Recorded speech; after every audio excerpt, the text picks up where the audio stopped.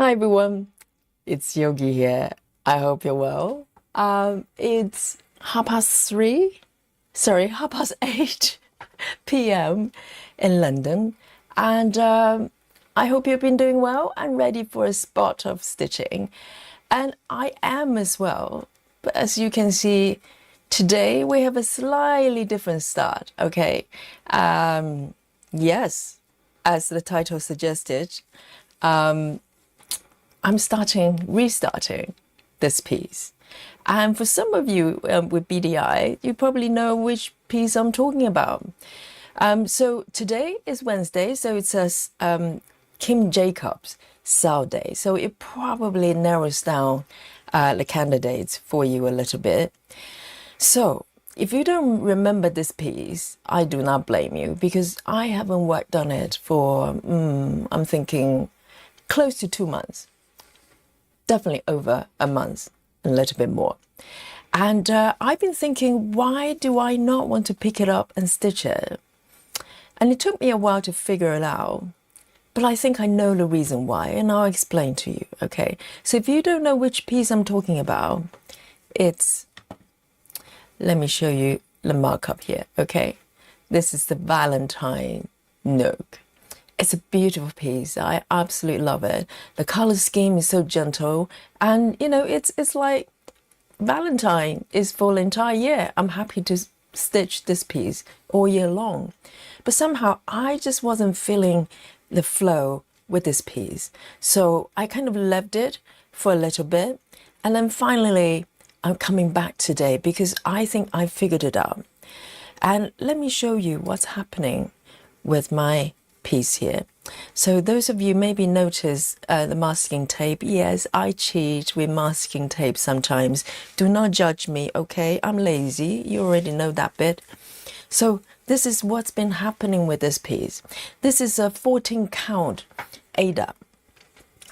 It's a spare fabric I got from my 14 count kits. I somehow have extra piece left over. And I've been stitching with DMC Floss, and this is how far I've gone. So if I just go back to the markup and you look to the upper left, that's kind of where I'm starting. So I'm starting the very conventional way, upper left. The only thing that's not conventional about what I'm doing right now is I decided to isolate let me zoom in a little bit more. Isolate the blocks, working one block at a time using Saga. And I kind of move in no particular order because you probably notice there's a border built in for this piece.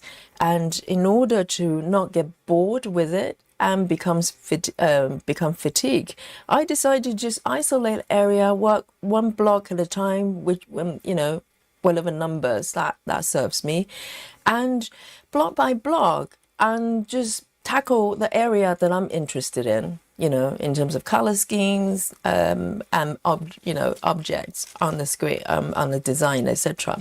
So it kind of worked for a little bit, but I probably need to zoom in even more to show you this.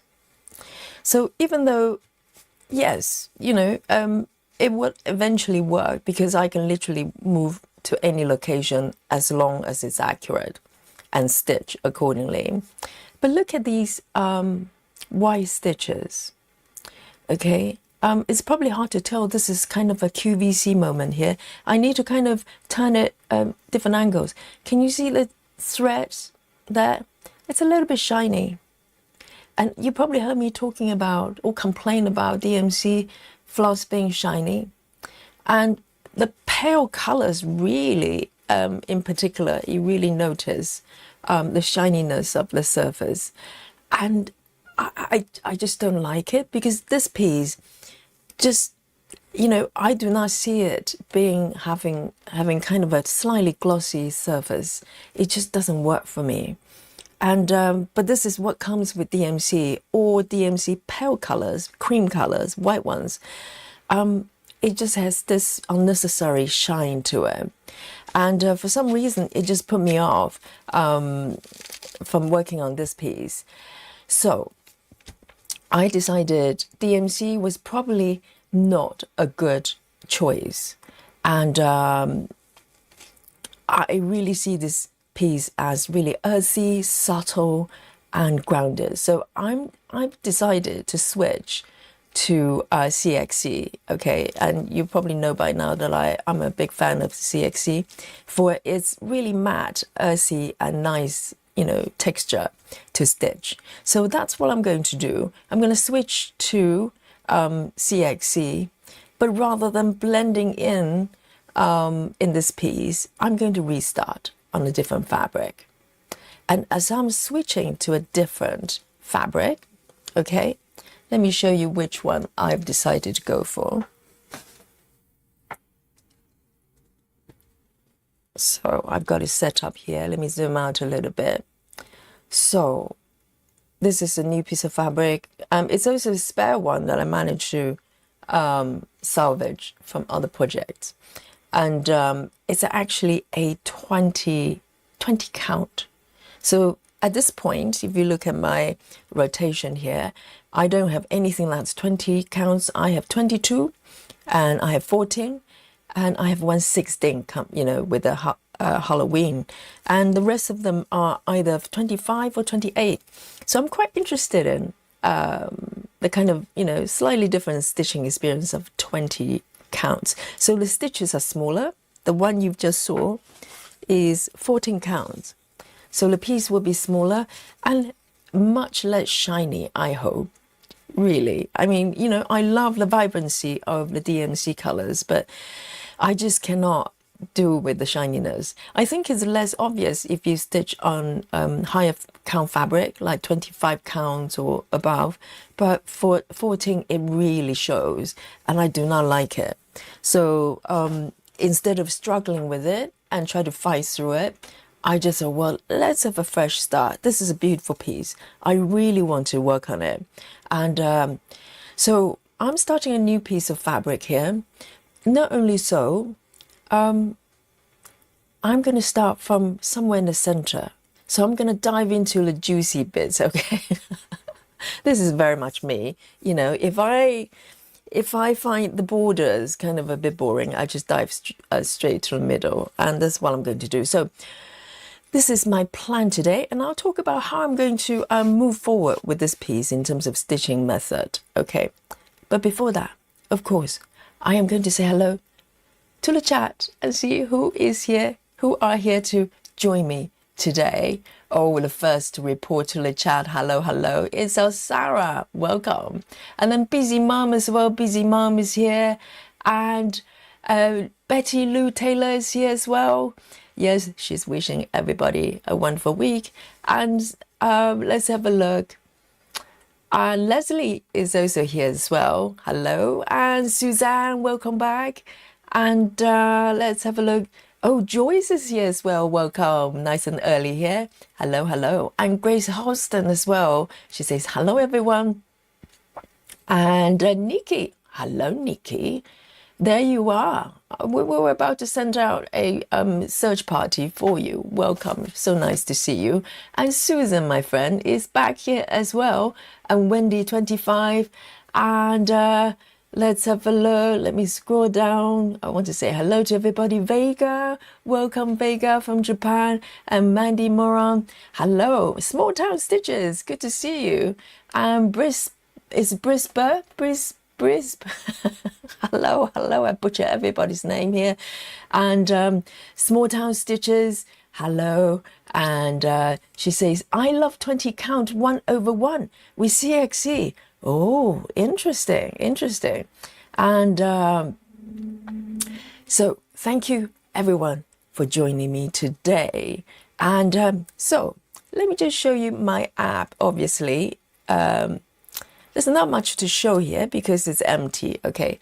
But you can see there are two lines crossed in the middle, and that tells me where the center part is.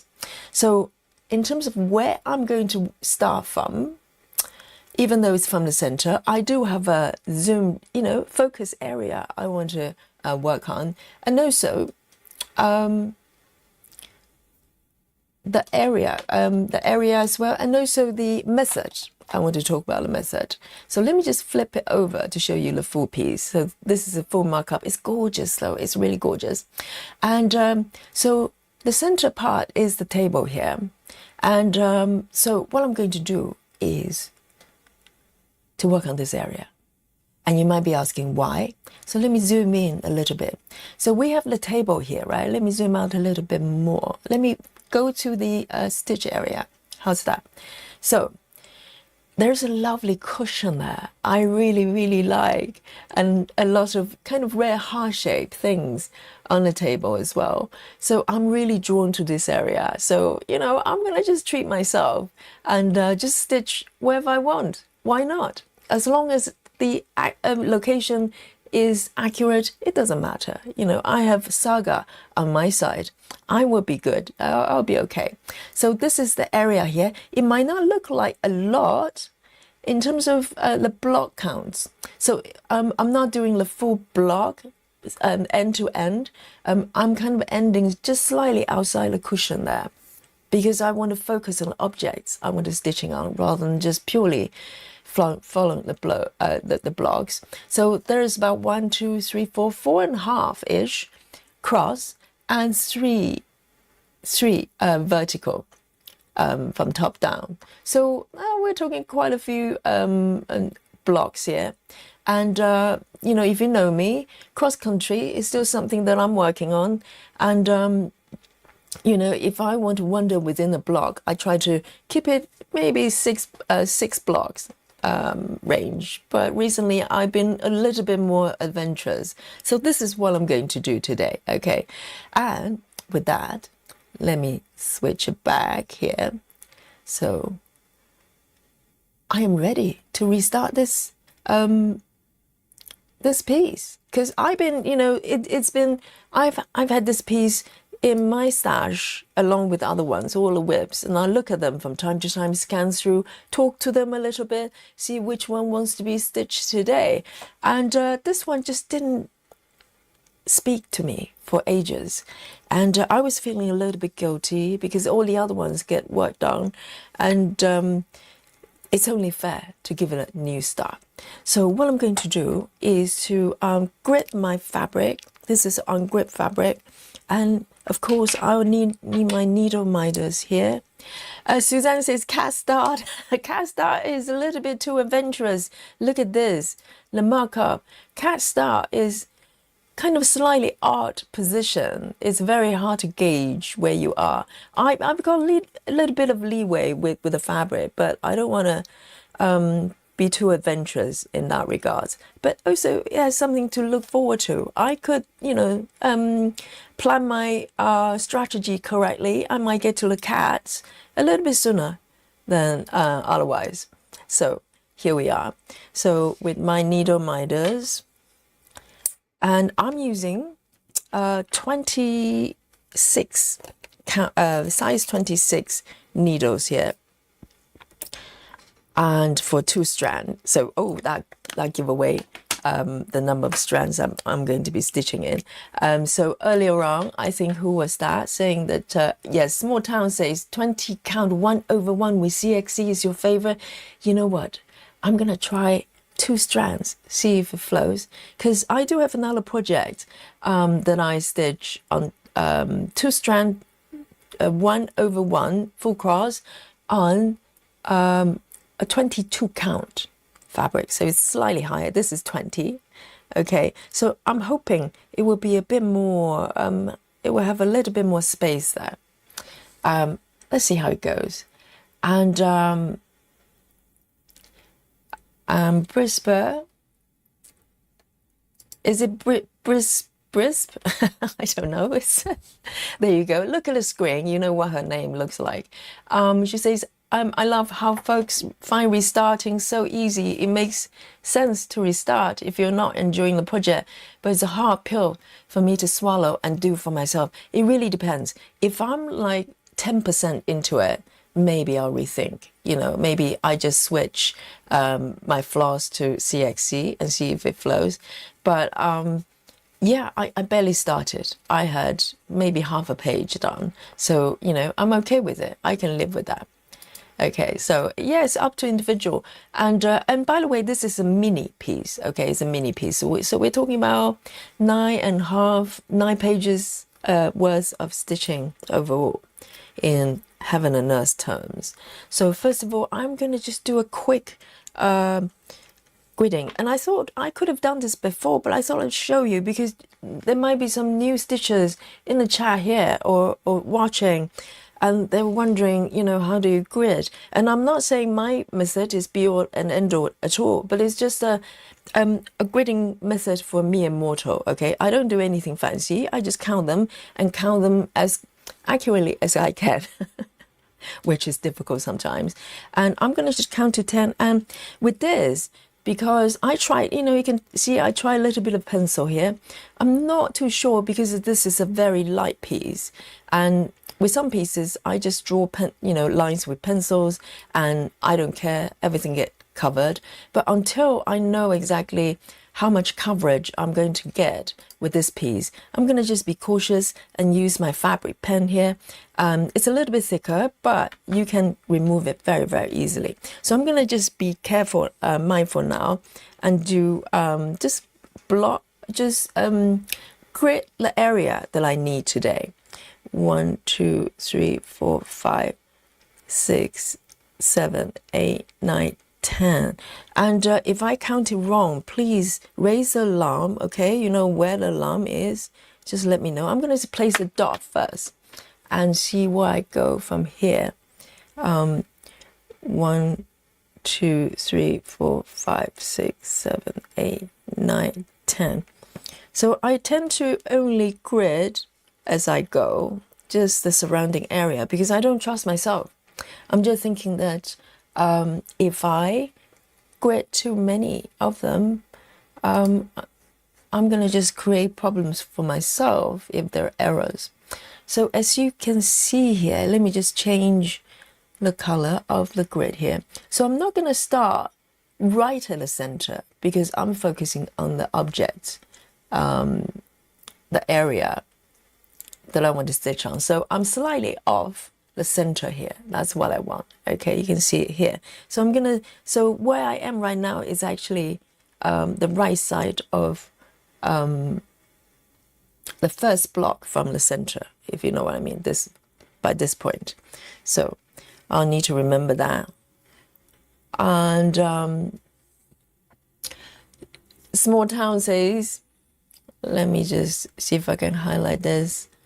I didn't know that there was a restart club. Small Town says, welcome to the restart club. Just restarted a bunch too. A bunch. Wow.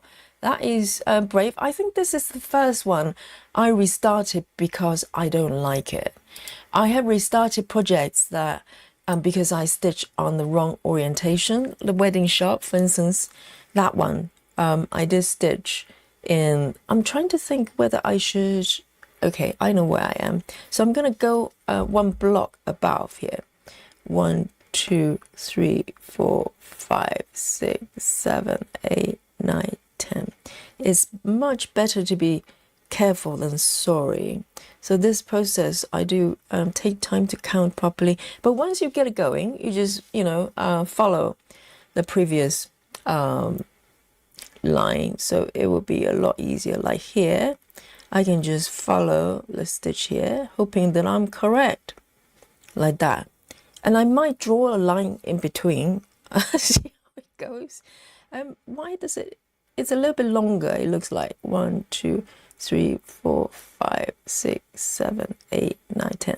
Yes, because how they grid cross each other, the threads, it's not like pure square. It's not exact square. So sometimes it looks a bit longer.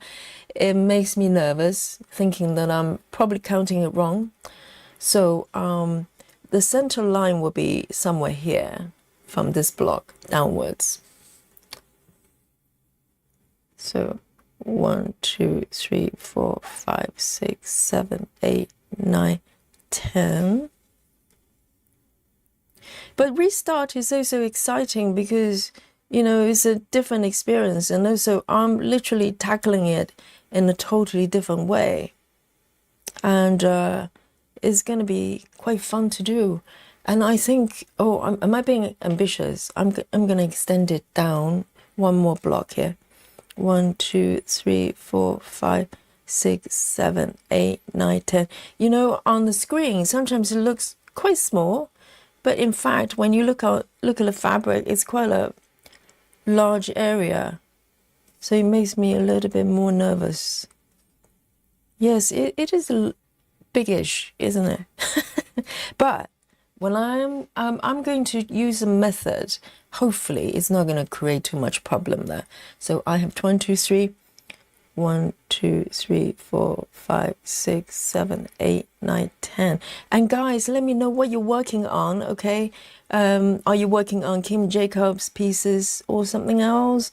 You're allowed to, or just keep it quiet. No, tell me what they are. I want to know, okay? And but if you're working on Kim Jacobs piece, I particularly want to know what fabric counts, for instance, and also what you're drinking as well, the power drinks. And I'll tell you what I'm drinking today in a little bit. 1, 2, 3, 4, 5, 6, 7, 8, 9. I don't trust myself on this one. I'm going to recount. 1, 2, 3, 4, 5, 6. It starts to get a little bit blurry with my vision as I count to about 6. And Nikki, I know you can only count to 4, okay? So don't laugh.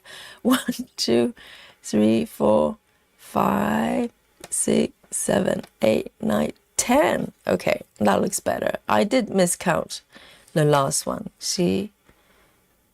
There's a reason I don't trust myself. I'm going to draw the line, actually. I'm not going to be shy about it. I'm going to just do it. Because I was thinking, you know, this is pale color. Maybe I shouldn't.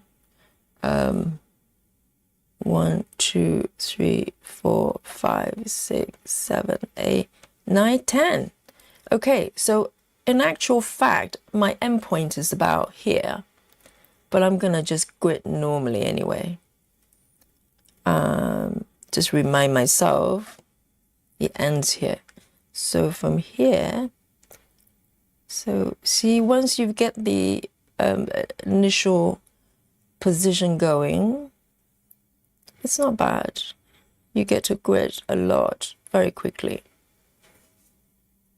So this is how I normally do it. The dummy's way, the best way probably. I don't try to do anything clever, you know, try to reel a fabric. Maybe Joyce can, you know, Joyce has got an amazing video on how to read the direction of the thread to make sure that you count.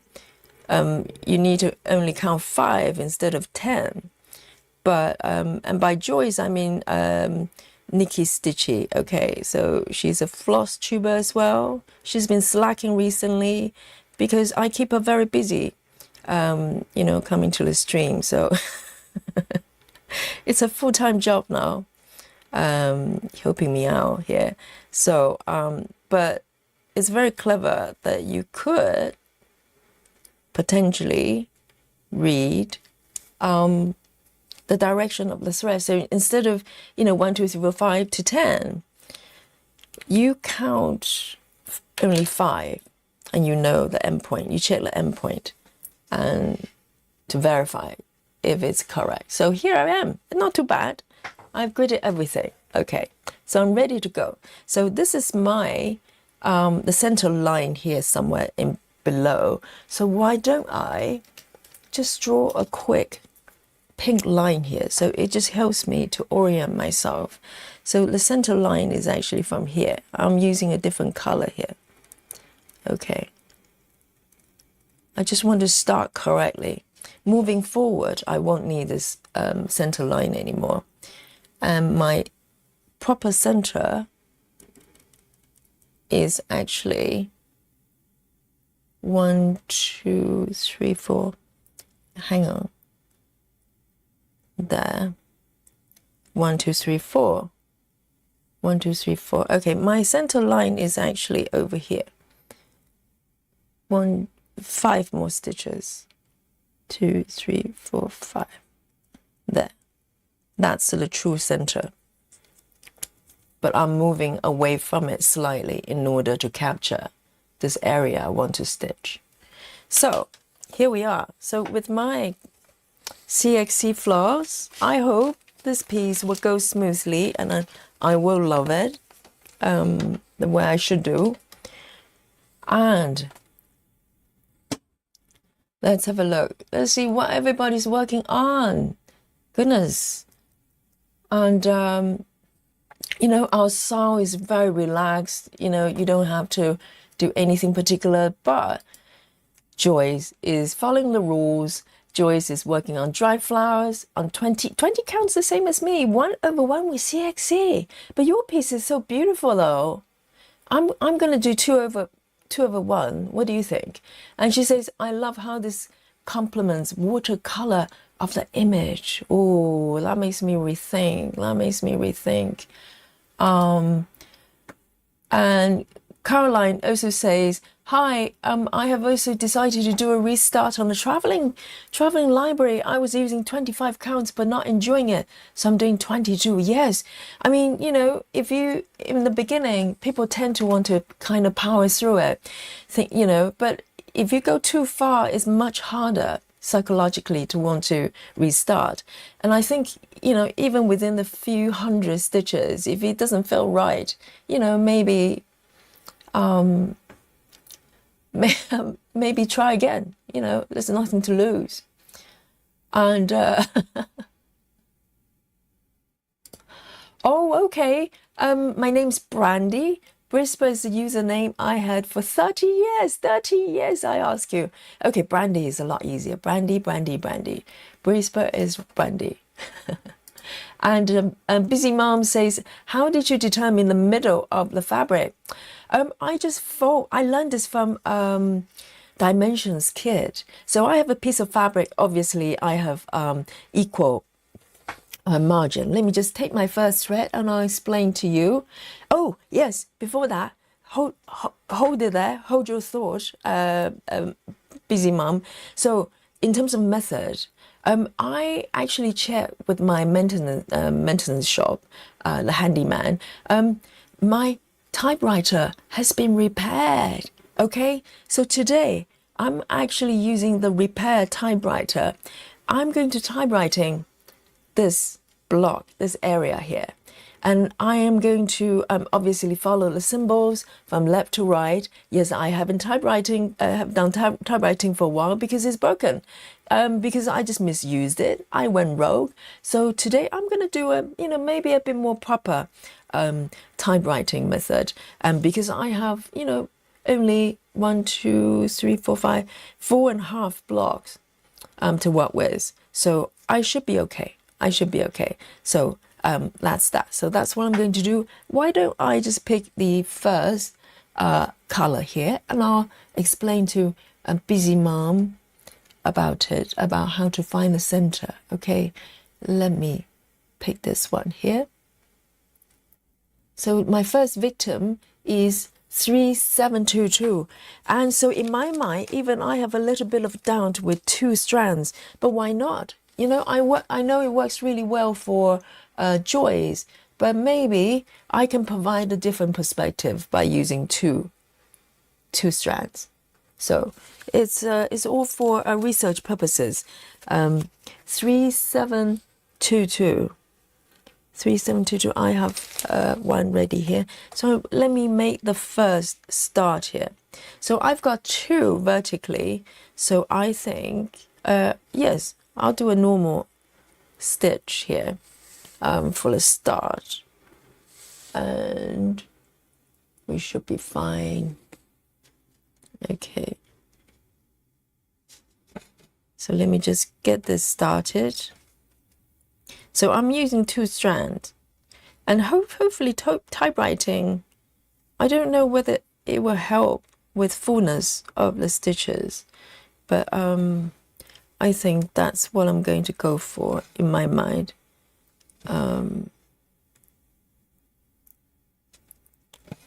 But Joyce, you're quite right.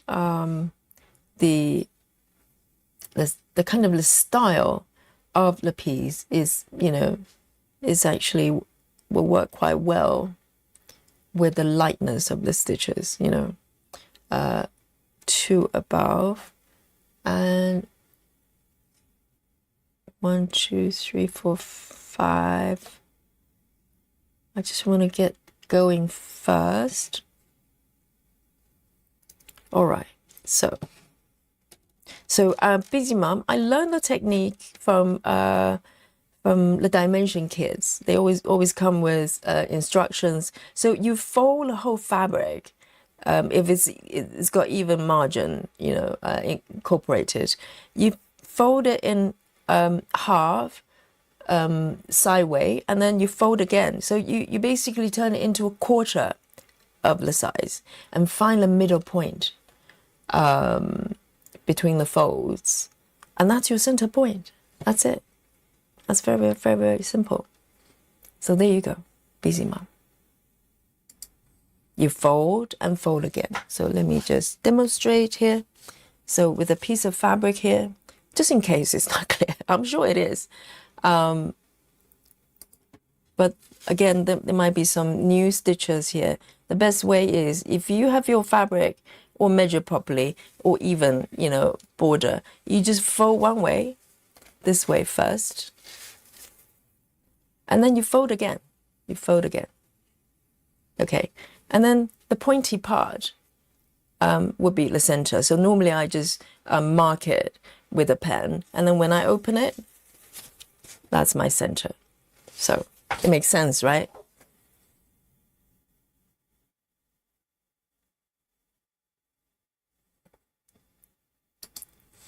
So it's very easy. Actually, prior to the full coverage rabbit hole, I didn't even know you could start from the corner. Because I was always, you know, I always learned that you start from the center. Oh, I'm loving it already. The way the thread goes through the fabric, I'm loving it already. Okay, so that's a very good start. Loving it, loving it, loving it. So I'm going to mark as I go. And I'm going to be quite free with my stitches here, because I really enjoy. Oh, already I've got one stitch wrong.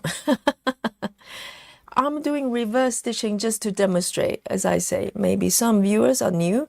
You could reverse your stitch. Okay, you're not frogging. You're not frogging. Is this one correct? This one is correct. 1, 2, 3, 4. Okay.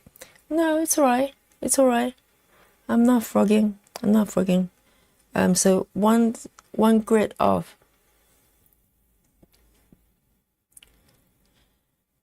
Let me see. Sarah is working on embossed side on 18 counts, which is also a Kim Jacobs piece. Drinking cold coffee, lovely. I do have a cup of cold coffee as well. From hot going cold is most delicious. Betty Lou Taylor is working on Long Dog, Act of God, drinking water. Long Dog is very, very popular, isn't it? Amongst our stitchers, quite many of you are doing it. I'll probably look into what they've got there. I haven't done samplers for ages. And Suzanne is working on Quilt Room 22 counts with arrow floss, and just looking at just took his last week of my caramel latte. Caramel latte. Yes. So I am 2 from the left. It should be 3. 1, 2, 3. It should be here. So I'm 1 stitch off here. I like the way he stitches. It feels very different from DMC. I think it's a personal thing. It's a personal preference thing. But I do find it just so much nicer to stitch. I think DMC just too smooth, too glossy. And sometimes I don't feel like I'm stitching.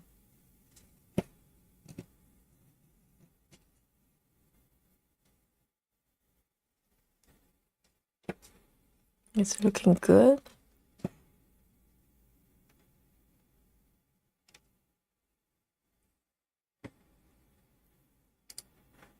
Alison says, I was hoping to start Kim Jacobs' Flight of Fancy, but fabric too big, so need to get a new frame. Worked on Hate Dragonfly, drinking cherry Pepsi Max. How nice. Yes, I haven't told you what I'm drinking today. I also have a Coke as well. I opened a Diet Coke. Let me take a sip. Oh, so good. So today, a mixed bag of drinks. I've got a cup of cold coffee, a Diet Coke, and also this one in my flask. Ginseng matcha, my recent favorite, and from Puka. So I'm keeping it in my flask. So I have something that's nice and warm to drink later.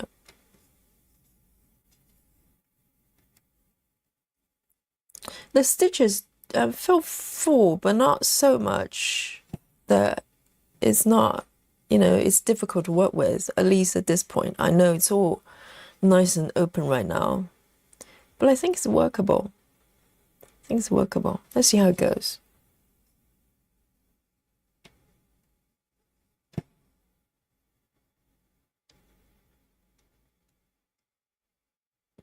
Three.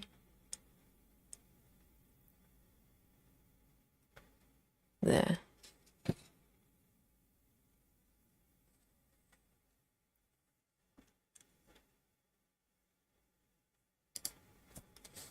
Small Town says, I'm working for the next hour. I'm working on mini gardens, paradise between things, drinking my water. Yes, water is the best. I have water too, so I have 4 drinks. Oh, I'll be powering through this session. No problem.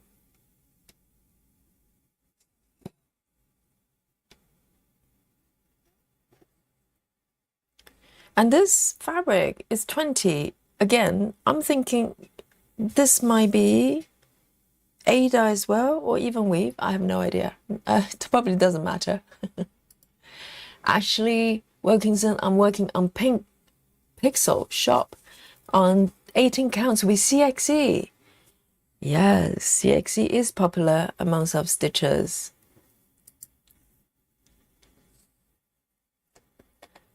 And Joyce explains, Joyce, Stitchy Dutchy, and my method works for even weave. Ada is harder to read. You could reuse a great piece of fabric with a grid line on it. Stitchy Dutchy, yes, Joyce is Stitchy Dutchy. I think she tried to hide it. I don't know. Yes. And go watch Joyce's channel. Her stitching is so neat. 1, 2, 3.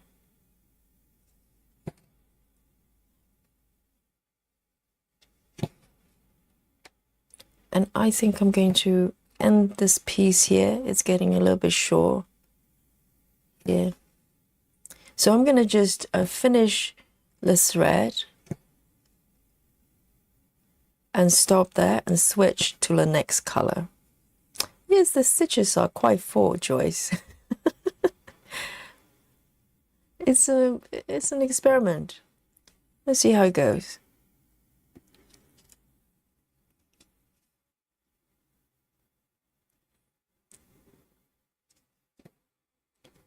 Let's have a look. My cutter here.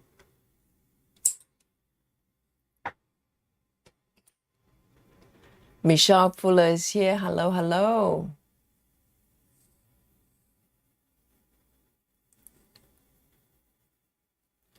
And Small Town says, my mini gardener's paradise is also 1/1 with CXE. Is it on 20 count as well? Anybody has done 20 counts 2/1? Maybe you want to stop me.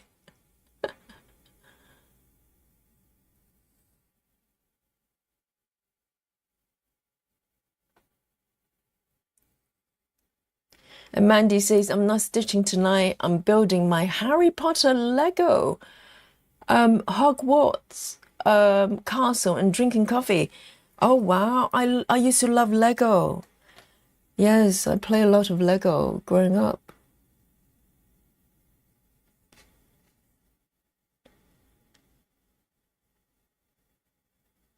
Whoever invented Lego should win some sort of prize. So I'm going to switch to the next symbol, okay? So the next symbol is this one here. I don't know what's happening to my app here.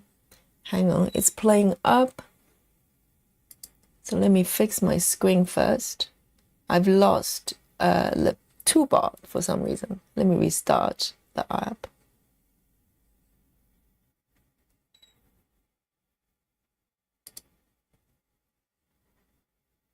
Right, it's back. Better. I couldn't see the swatches earlier on.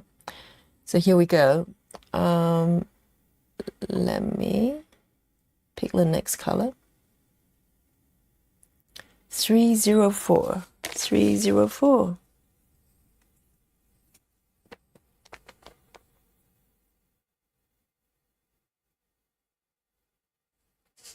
You know, I know it's a good idea to do some test stitches, you know. Had I done test stitches with DMC, I probably would have gone against it. But then again, you know, I'm not that organized. I hope for the best, just like this one. No testing required. Well, occasionally I do. For the 28 counts, which was totally new to me, I did test, you know, to see which stitches I like. But I don't always do it. Just go with the feel. And this I am going to start here. And, you know, this is the stitch next to it, so it will give me some idea whether it's difficult to stitch next to a pretty full stitch here. But I don't think it would be as full as the 22 counts though, right? This is 20 counts.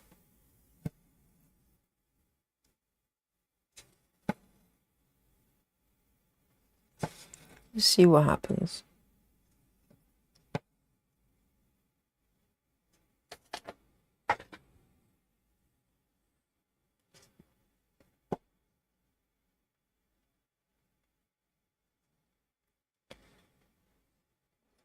And Brandy, it's Brandy, right? Brandy says, I'm trying to get a last meal in. I'm having surgery tomorrow. Oh, goodness. Brandy, she says, I'm having surgery tomorrow. Can't eat after 4 p.m. today. Oh, dear. I hope it's nothing too serious. Well, surgery is always serious. Yes, I hope everything goes well. Yes, you're not supposed to eat for a certain amount. You need to fast for enough time for surgery. And yes, definitely enjoy that. And hope, you know, I hope tomorrow's all good.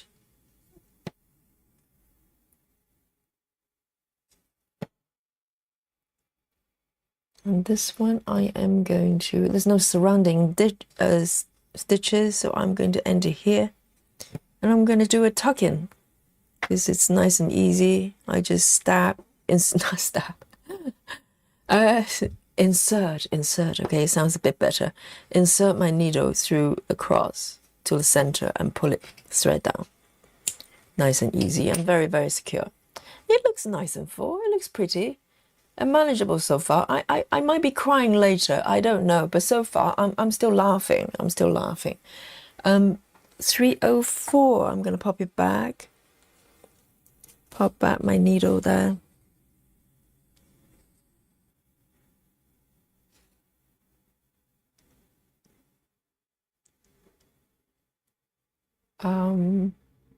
Trying to catch up with the chat here. Nikki says, Joyce is a Stitchidachi, a floss tube with counting method, not me. With counting method? Oh, of course, Nikki, you're the deranged cross-country athletes. Yes, you're in a slightly different school of practice. Oh, I just moved my block there. I forgot to lock it. Look at me. So with the box, I need to lock so I don't move it by accident. And here, I'm gonna mark these ones. The next one, I'm enjoying this. This is nice. Oh, this one, 606, 606. And Nikki, I hope everything's going well with you. When are you going to start your live stream? You promised you will start live streaming as well. When is it? You know?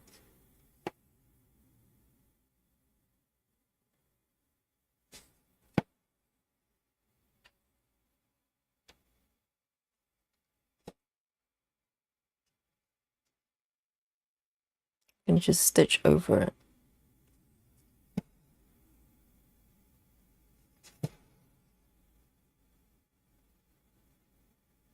It is full, but I think it's manageable. It's manageable, she says.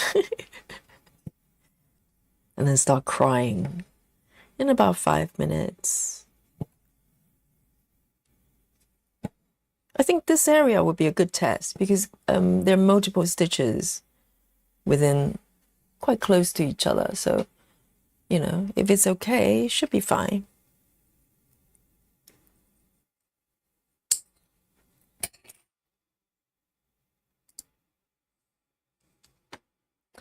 Maddie is here as well. Maddie's cross stitch. Carrie as well. Hello, hello. And Carrie says, the frog has jumped into my fabric trying to cross country walking in my part threads. Maybe not for me. Oh, right, you try to cross country. Yes, cross country does require not only some courage, but also probably just doing it more.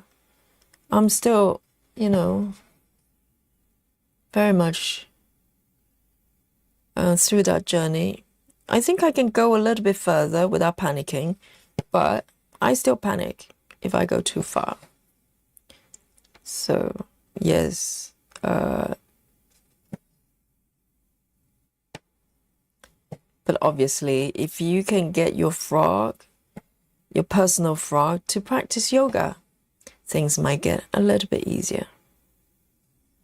You know, they're a little bit calmer and happier and wouldn't come out and scare people too frequently.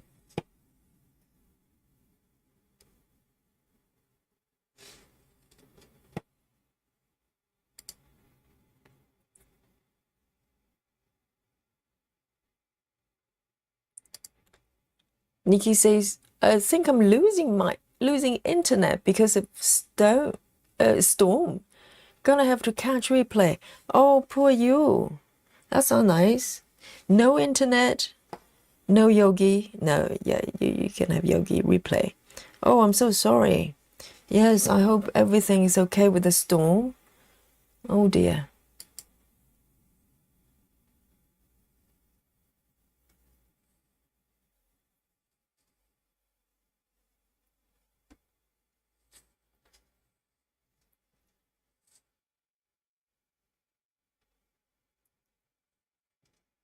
And is River here as well? Did I miss you? Oh, River. River says, I'm working on Seascape, Fingers of God. I think I read that one. I just lost track completely, going back and forth. Time Machine of Lechat. Because I can't read. I just, very, very slow. Just the way, you know, the same way that I stitch, very, very slow. Probably know by now.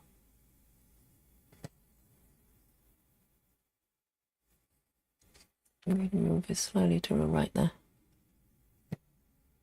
Yes, the stitches are quite full. I'll give you that. But it would be interesting to come back because I'm about to do a stitch underneath. It'll be interesting to see what it feels like to stitch the boxed in area. If it's slightly on the full side, I can always change my method to make it work, I think. But I like the way it stitches now. And I think the center start of this piece is probably a good idea because, yeah, it takes a little while to get to all actions, like in many pieces.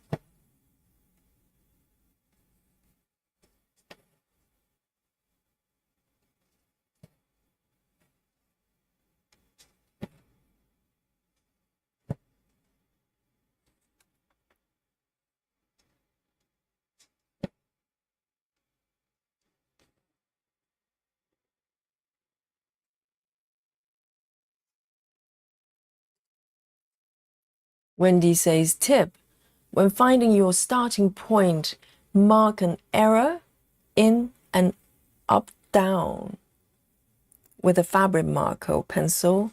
If your arrows are going east-west after putting it in the frame, you're putting your fabric in wrong. Oh, do you mean orientation? Yes, that's a really good point.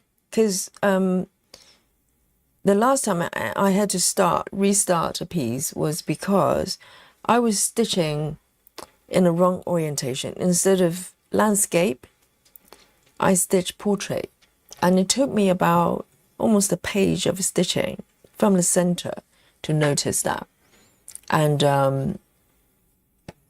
you know, that was probably when I put the fabric on the hoop, I didn't kind of oriented correctly.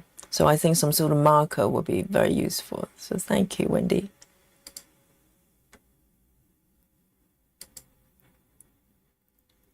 Oh, Suzanne says, I usually do 2/1, 10 stitch. On 20 count. So it's kind of equivalent of 1/1, isn't it? I see. So am I the only one that's doing doing two strands with the CXC on 20? I can't be the only one. There must be another one. Raise your hands so I don't feel alone. There. So far so good though. It feels okay so far. We'll see.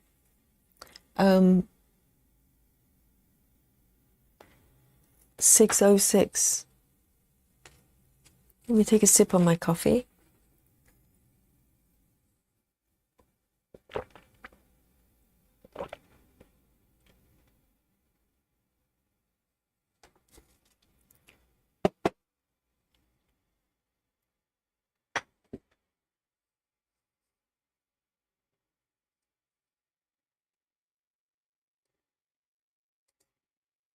River says, someone in the group say they've got Saga file for a stamp kit. How does that happen? I did read that. I did wonder that, River. You're quite right, because stamp kit, they come with paper patterns, unless they supply digital patterns. So I don't know what brand, what company they go for. I did wonder that, yes. Because the stamp kit, the fabric is the pattern. And if it comes in a kit, most likely is in paper form. Yes, I did notice that. So the next color, as I'm typewriting forward, it will be this color here. So I'm doing the kind of quite Valentine color, the pink and the red. 900. I am much happier with CXC. 900, I haven't got. Let me quickly look at my stash there. See if I got any spare. Because I didn't kit it up as usual. I just dive straight in and hope for the best. And top it up as I go. So let me check my 900 here. So I've got some, because previously I was actually being quite good and I would take, you know, a few pieces out of CXC and then put the rest in the bag. So when I did this, it was, I don't know, 2-3 years ago when I first got my CXC. Oh, and lo and behold, 900. Yeah, no problem. The first one I look at is 900. But now I just try to load the whole thing on my organizer because so I don't have to store it on the side. So I'm slowly clearing up these bags here. So instantly I've got my 900 here. Kind of terracotta kind of color.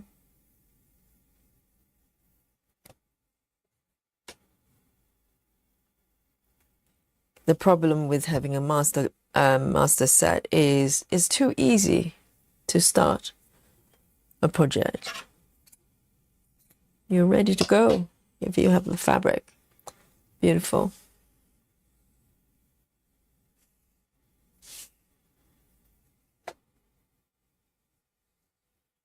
$900. Let me load this on my very busy organizer there.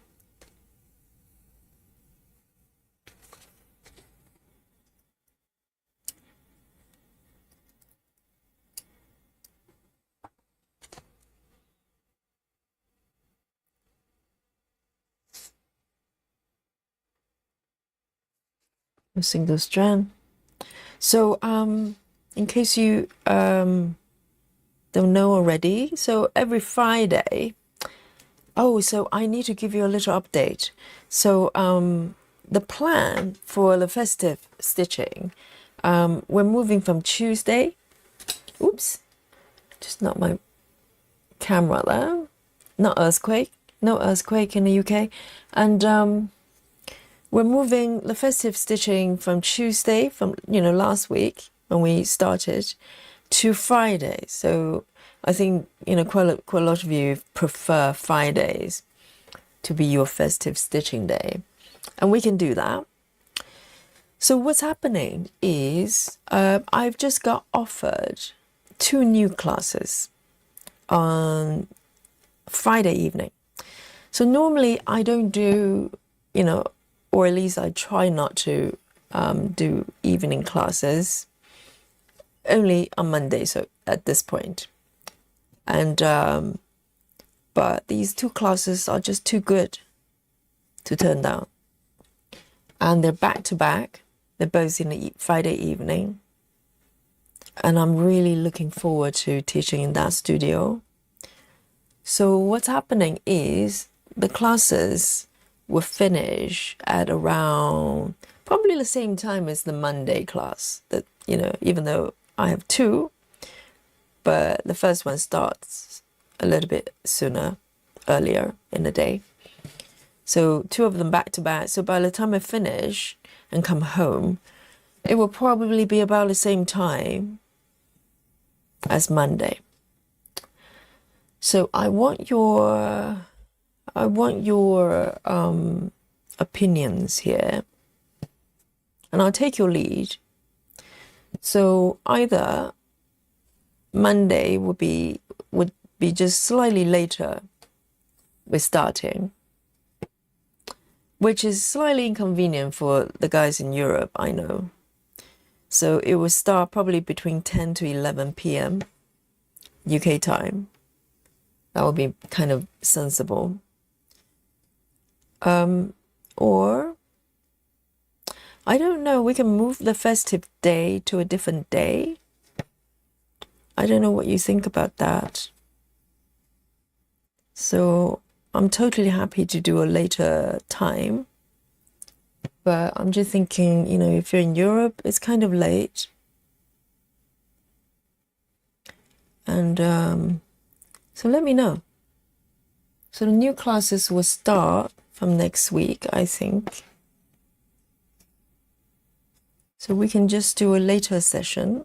I'm happy to do. Or we can make the festive day. I don't know, we have so many SAL days. We can still make it Tuesday. That's not a problem. Or we have Thursday or Sunday.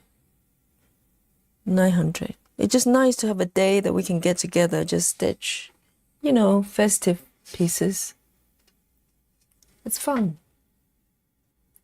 These ones are down. Yes, it's very full, I have to say. I agree. It's kind of full.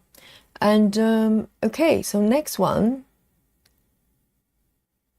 Moving forward.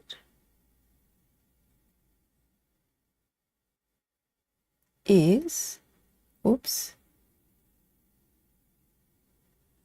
370. 370.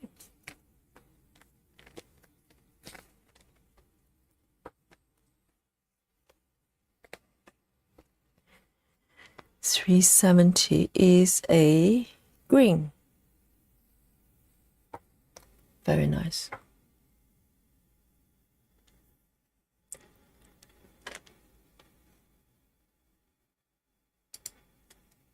Susan says, I don't mind if the session is late. I'm probably not going to bed till 3 a.m. Oh, Susan, you're my best friend. You're my favorite. You're my favorite. Yes. Yes, with Susan by my side, I'm feeling a lot better. So I'm not the only crazy stitcher late at night in the UK village. You know, Susan is there with me as well. So that's a deal. Let's see what others says. Joy says, you'll be quite late for me, but I don't mind. I'm not doing any festive stitching. Ah, yes. Why not? Why not, Joyce? What's wrong with Santa? Don't blame Santa for everything, you know. And pumpkins. It's not pumpkins' fault either. It's okay. You know, pumpkins, they're born that way. It's not their fault. Don't get mad at them.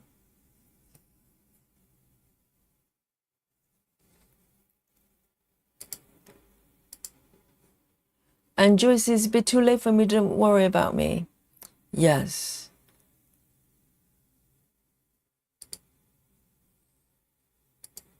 Oh, Betty says, what about seasonal Sundays? Then we can stitch whatever festive stitch we like. I kind of like that because Sunday is that kind of day, isn't it? What do you think, guys? Because Sunday, even though some people have to go to bed a little bit early, we can start a little bit early, you know, half an hour early or something like that on Sundays. So people can still go to bed nice and early in Europe.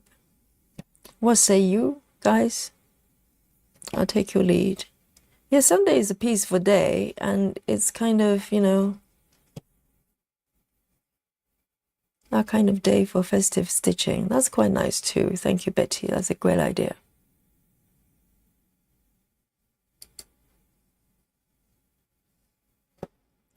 Yes, currently you can stitch whatever you like as well, even though some of us are stitching the same piece, but it's an optional because some people already have a few pieces going, maybe over the years, or they've already chosen.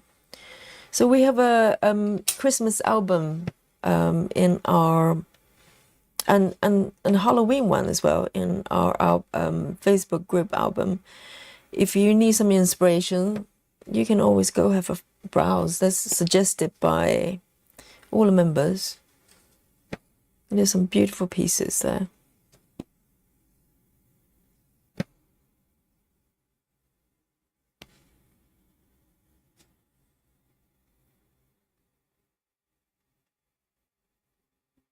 Oh, everybody loves Sunday then. Yes, everybody loves Sunday. Yeah, that's a good idea, isn't it? So why don't we make that Sunday? And Caroline as well. Everybody loves Sunday. Reva says, oh, I thought Reva says Monday. No. Okay, everybody loves it. Michelle loves it as well.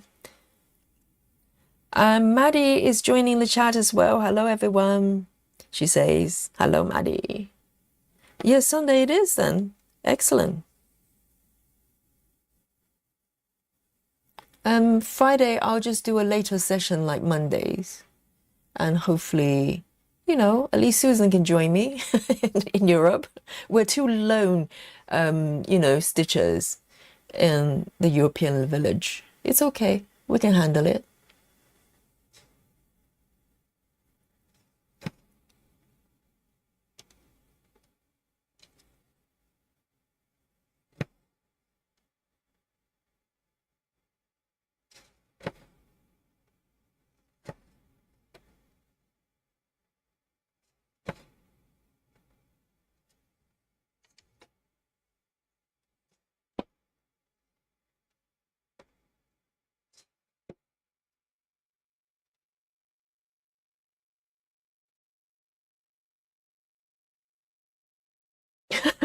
Susan, Suzanne says, I added a festive scroll for you, Yogi. Oh my God, the favorite combination.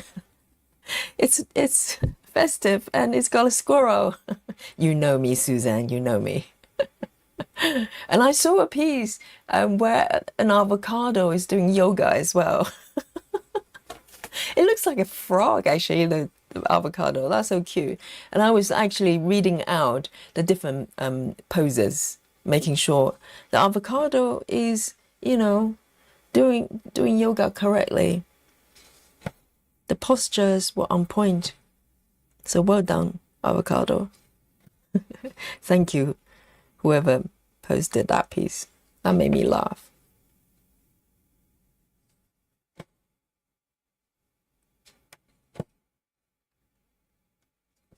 So Sunday going forward will be. So do you think we do Sunday festive stitching or Friday? Because originally we're planning for Friday, but this Friday I'm still free, so I can start at normal time. So how about we start this Sunday for the festive stitching, and Friday will be, you know, Friday stitching whatever you want to stitch, rather than doing Friday this week and then move to Sunday. So.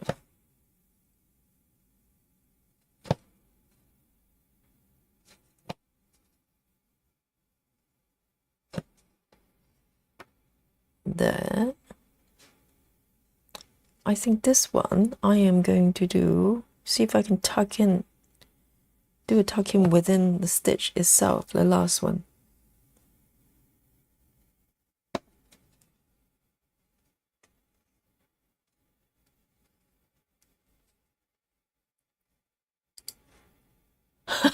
Betty says, and Yogi can work on this Valentine piece in February. No, I am working toward February. I'm starting early, okay? I'm not late. I'm starting early because, you know, with my slow stitching, maybe I'll be able to stitch the table or the cushion by then, by February. There's hope. Very cheeky, Betty. Susan, thumbs up. Excellent. Like it.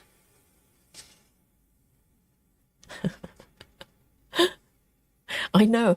Well, it's kind of, you know, Valentine themed, but to be honest, the theme is love, isn't it? And love is for all seasons. It's eternal, right? So it's a timeless piece. Timeless piece.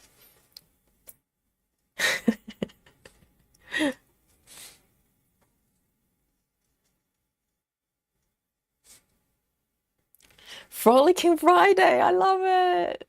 I think Joyce will like this too. Frolicking Friday. Joyce is always frolicking since she finished those pieces, that piece for the grandchild. So she's just playing now. Freedom Friday and Seasonal Sunday. A Seasonal Sunday sounds good actually. Because seasonal can be interpreted with actual season as well. So, you know, autumn for autumn piece, you're stitching an autumn piece for sure, the dry flower. And it could be festive as well. So 4 seasons, you know, and then we have spring piece and summer piece. I love it. Freedom Friday, as if you don't have freedom normally, Joyce.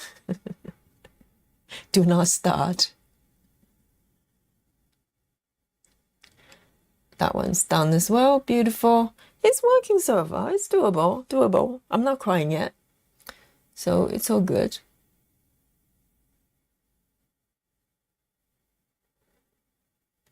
Just one stitch, this one. Serious? One stitch. 3829. 3829.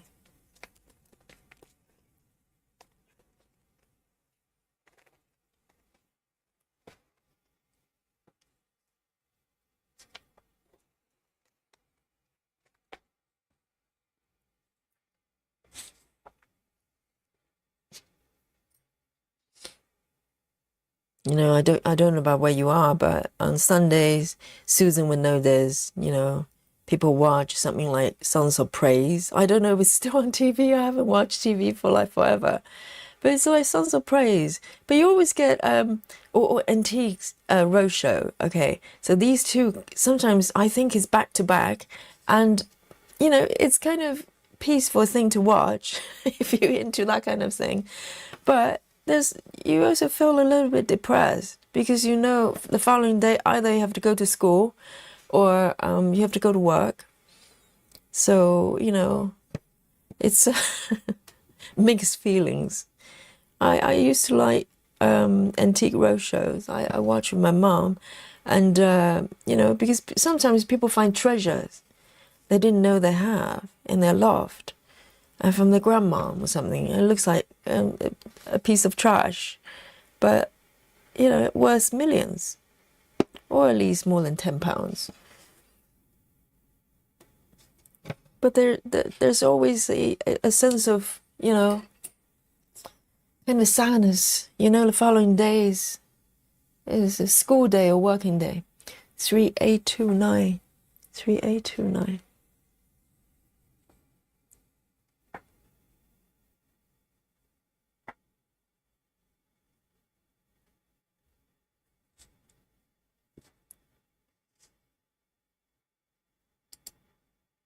Joy says, this was Betty Lou's idea and frolicking day is okay. Yes, frolicking, freedom, all good.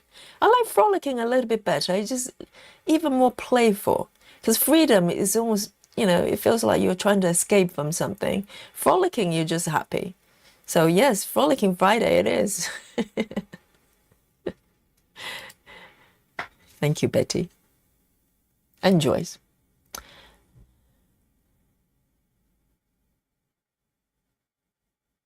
You know, Joyce, you don't need to escape from anything. You're right here. You're free.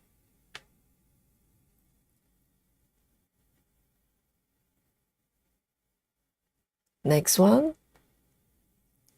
So this method is also quite nice because it creates a kind of a you know, really neat line as you stitch, which is quite nice. It gives you that definition.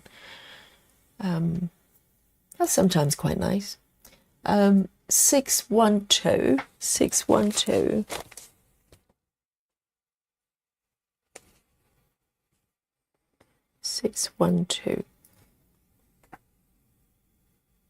I hope Nikki's okay with the storm and everything. She's in Arizona. Is there a storm going on there in Arizona? Dear, dear, no internet is scary. Because if there's no internet, hopefully there's still mobile data. Otherwise, you can't contact anybody. Nobody has landline anymore.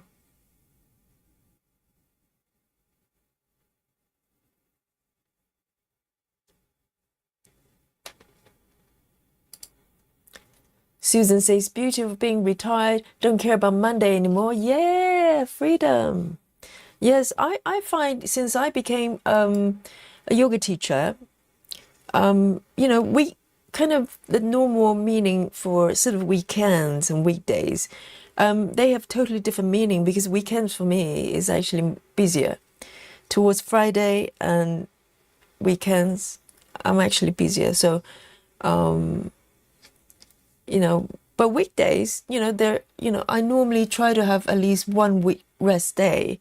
So that could be any day of the week, depends on my timetable. So yes, you know, in terms of the Monday to Friday working week concept is totally out of the window. And also sort of working time as well. Because some days I start a little bit early in the morning, Or some days, you know, I don't have the classes till the afternoon. So, you know, in terms of bedtime, it's also quite flexible.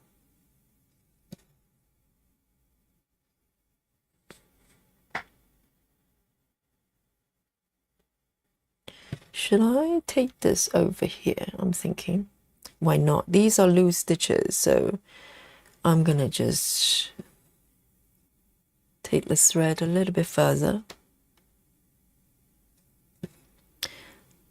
I'm just happy the stitches look matte.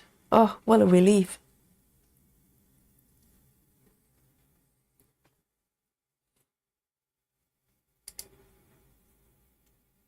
Friday is my 29th birthday for Suzanne. Finally, you're turning 29. You can drink legally. Yeah, happy birthday for Friday. You know what? Have you looked at today's what is it? Because every stream's got a number. Have you noticed what number it is today? Happy birthday. I'll wish you a happy Friday. Happy Friday. Happy birthday, birthday again on Friday if you join me. But just in case you don't, happy birthday. Happy 29th birthday.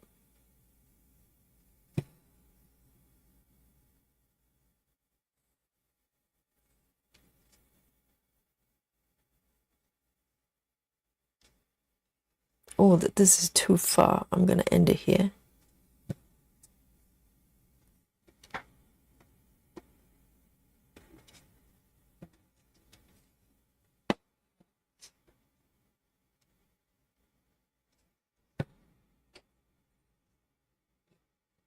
Oh, someone's got a spooky bingo. Joyce has got a 612. Spooky bingo. Yes, I can see that because dry flower would have many colors like this one. Yes, the first spooky bingo goes to Joyce. Yes. 612. This color is very much dry flowers.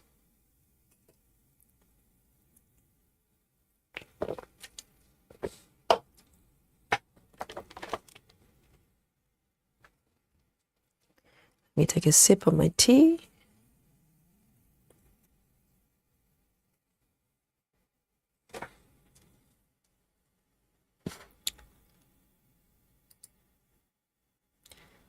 Jamie's joining us, says, hi, happy time zone.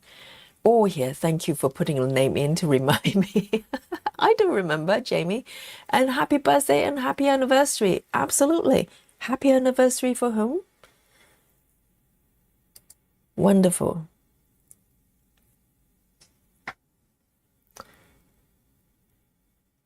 And moving forward.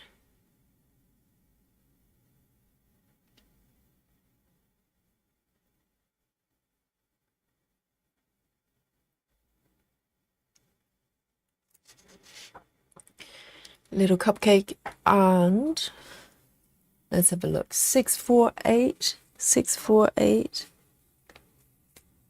648. Nice and pale color there.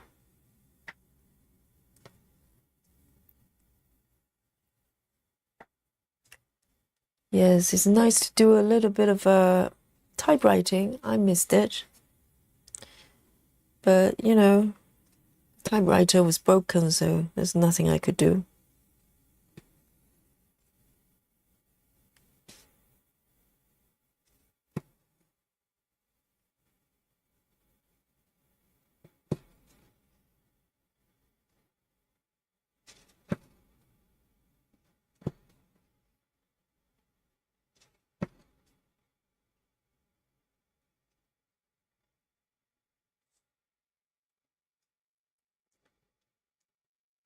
Spooky bingo.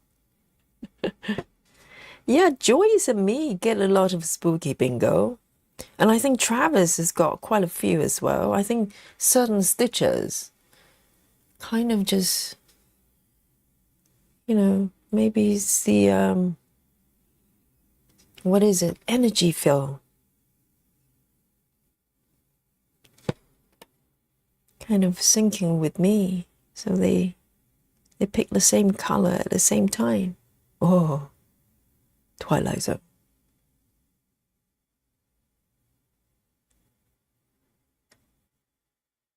One, two, three, four. I mean, I'm loving it so far.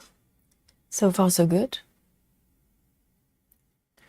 I'm glad I restarted this piece because I've been sort of looking at it and go, oh, what am I going to do with you?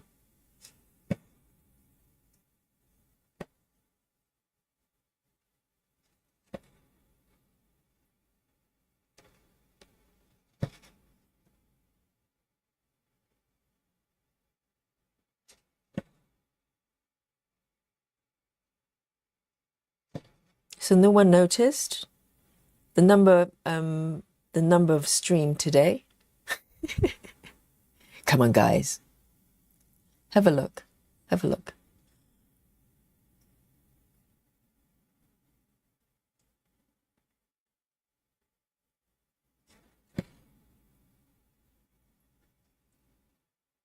One, two, three. Oh, I think these ones are in the wrong place. How nice. Oh, no, it's not. It's not.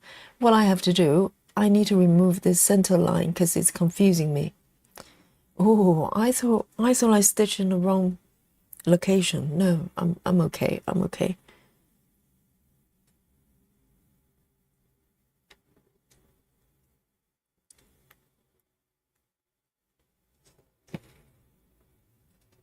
Oh, finally. Yes. It's taking you that long. Joyce says. Finally. Yes, Joyce has figured it out. Yes, it's 100 tomorrow, guys. Today is 99. 99. Good night, everyone. Bye. No. Yes. Tomorrow is 100, guys. I couldn't believe it.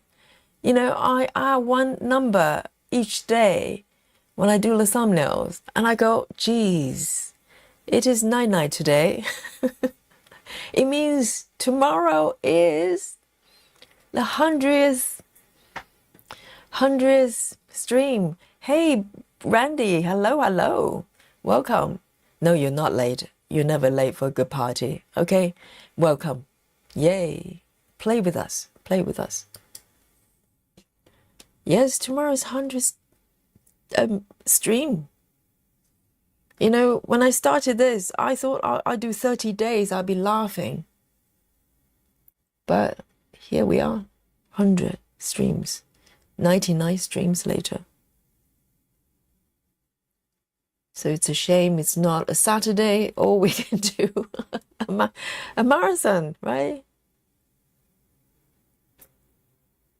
1, 2. Any excuse to do marathon.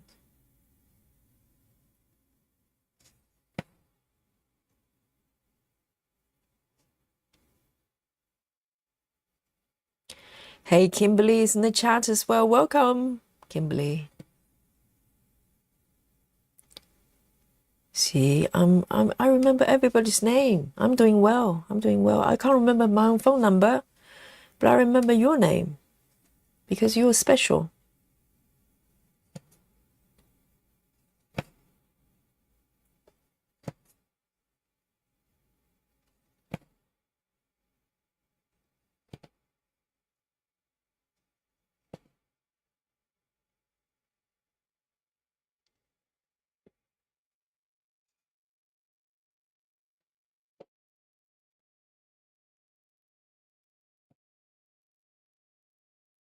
Joy says, I don't pick my color.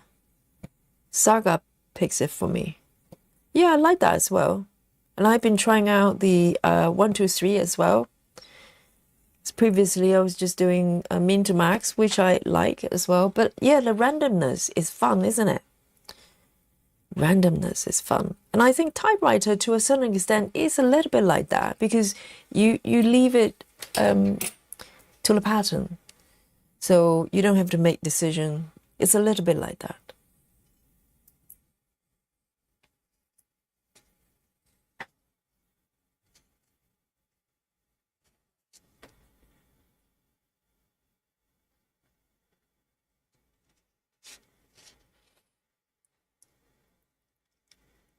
Next one. It's doable. It's doable. Whoops. Here we go. You know, what I find slightly annoying about the interface here, let me show you what I mean. So when I have to change colors, I have to turn this button, flick the button off in order to select the new color, right? But when I do that, a lot of times I trigger the panel to open. And not only so, there's a little pop-up coming out as well sometimes. I don't know how that happens. So when I try to turn this on and off, if I go slightly to the left, I open this panel. So it's a little bit fiddly sometimes. You know, it kind of does things that I don't intend to do because the touch area is so close. So that's my little complaint there. Okay, Saga team, take notes, please. They probably throw a notebook at me.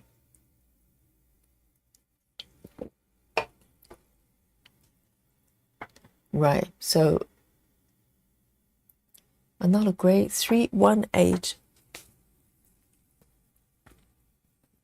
318.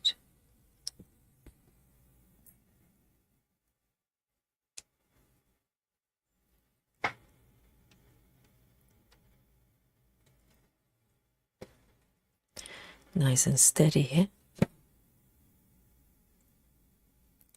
Kimberly, have you seen my restart of the piece? You probably haven't seen this one. Because I haven't worked on it for maybe nearly 2 months. And 2 months for this channel is a long time.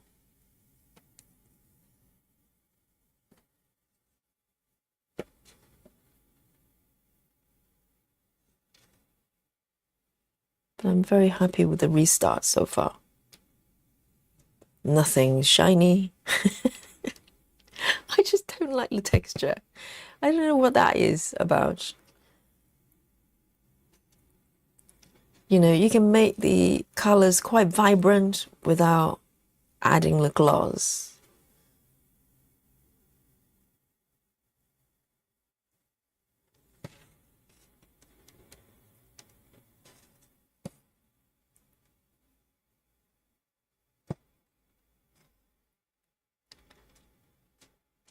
And Kimberly says, I like it a lot. I love the happy colors. Yes, it is. Because these are colors of love. All the pink, and that blue is gorgeous as well. It's kind of like a royal blue and sky blue blending in together. So it's all pink and red and blue, which you wouldn't think is a typical Valentine color, but it is beautiful.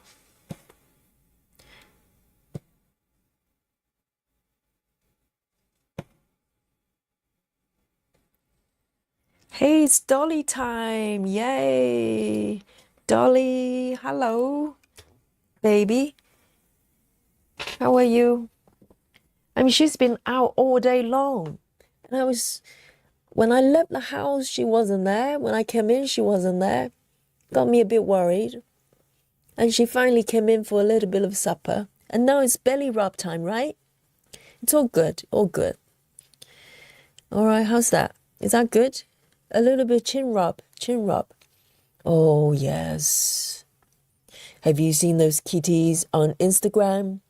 They're getting pampered, they're having spa, you know, all that steam brush and all that business. But it's not as good as Mammy's hands, right? Oh, little armpits, little armpits. Huh. Good. She's a slave for comfort. Oh, there you go, belly rub. Oh, good, good, good. Done. Okay, we'll come back to another session later. Oh, there you go. That's my Dolly. The daily belly rub there. You enjoy that? Good. Oh, it's Dolly time.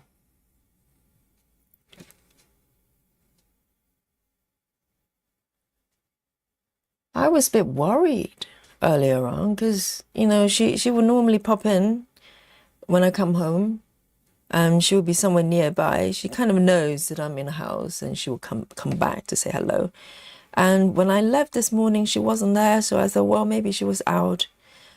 And when I came in, the food wasn't touched. So I got a little bit worried.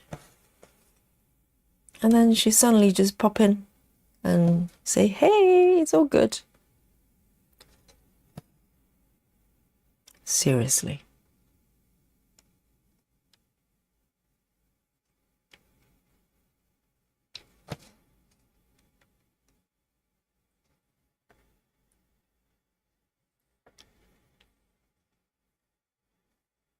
See you later, River.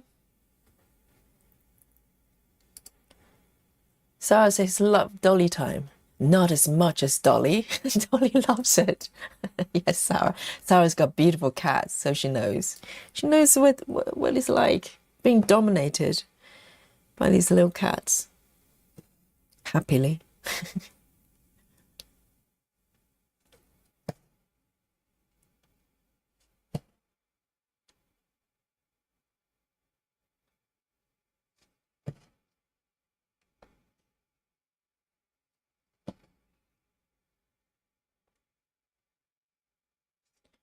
Let me count these stitches. 1, 2, 3, 4. Yes.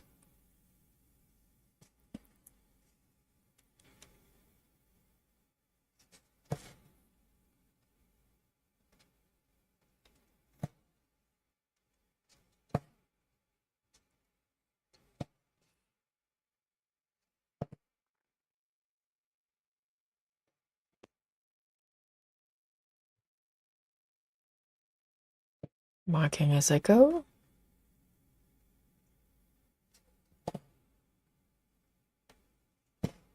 And I'm keeping my floss kind of moderate length, so I don't have to wander too far. Because if I was cross country in some way, I would probably have 2 pieces rather than folding the piece in half. But I'm folding the piece in half, so I don't have to wander too far and have too much buildup of the fabric underneath. 1, 2, 3. Oh, why is it like that? 1, 2, 2, 3. There. That doesn't look right. How bizarre. 1, 2, 1, 2, 3.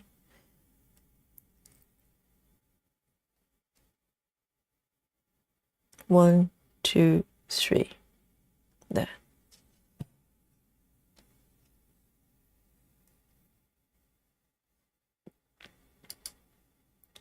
Hello, Sophia. Sophia says, good evening, everyone. Welcome. Welcome to the chat, Sophia. Let me know what you're working on and what you're drinking. You know, all important information. Power drinks, power stitching, or some snacks as well. I know. If you're snacking, you know, let me know.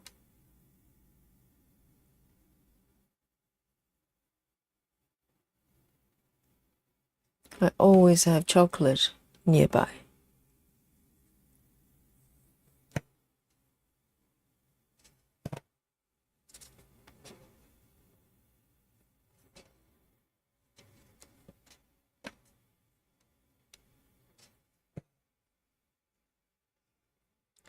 Hey, Captain Squirrel is here as well.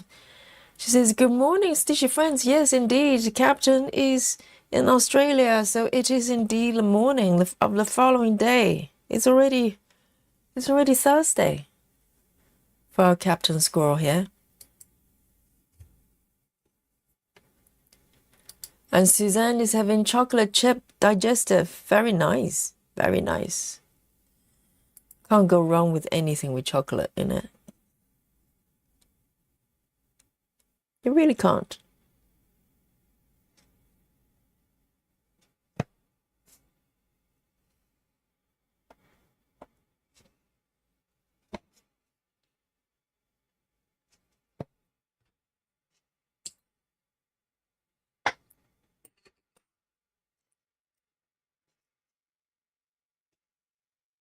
Nice.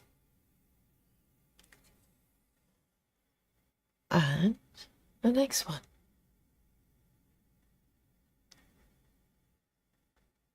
Oh, see, that happened again. The side panel just opened, plus the pop-up. I don't know how that happened. I just touch the button and occasionally happens. It's a little bit annoying.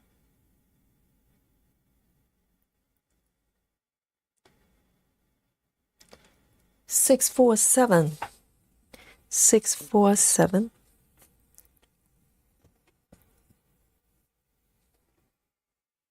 Already have one threaded.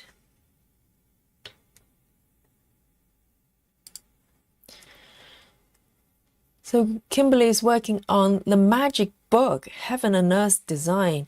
I want to work heavily on this, but dedicated to my daughter and daughter-in-law.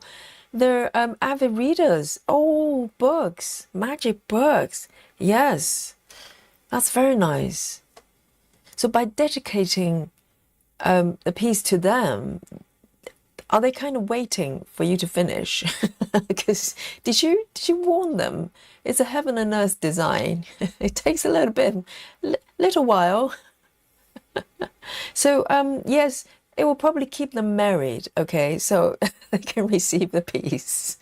Yes, they'll continue to work on their marriage.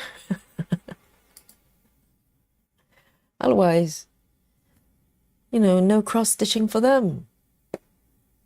Yes, I always find, it's really courageous to promise someone, I'll stitch this piece for you. Because if I ever do that, they could be waiting for a very long time. And also, I'd be feeling under pressure of, finishing it. And I just don't think that's ever going to work. I probably wouldn't even do with samplers. I don't know. Even though it's more doable, I'm just not brave enough to go, hey, when I finish this piece, I'm going to give it to you. It just sounds like a empty promise. Because it could be never.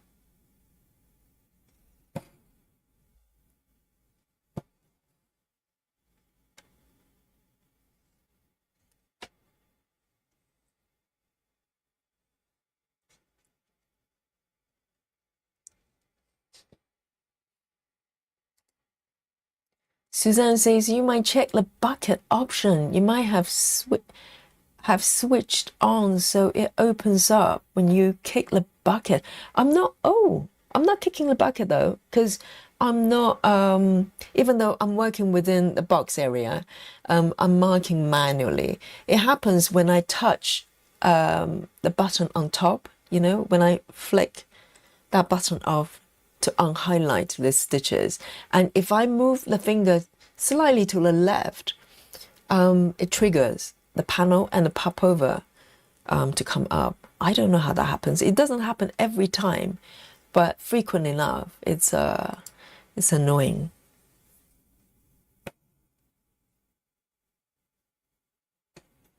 So I don't know, it's a glitch or there's some sort of settings I can do.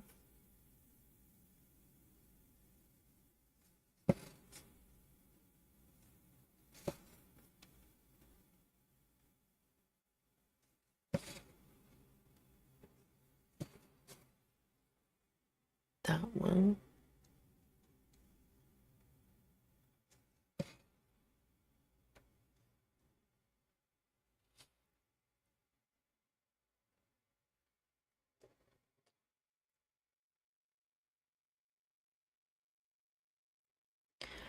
And Kimberly says, my daughter-in-law is married to my son.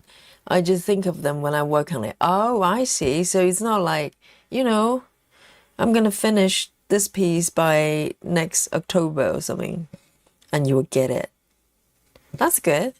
So if it's just, something that you set your mind to, rather than, some sort of a deadline, that's nice though. That I can do. I'll dedicate it to Dolly. How's that? Dolly, do you like it? Do you like this piece? She doesn't care. She's snoring.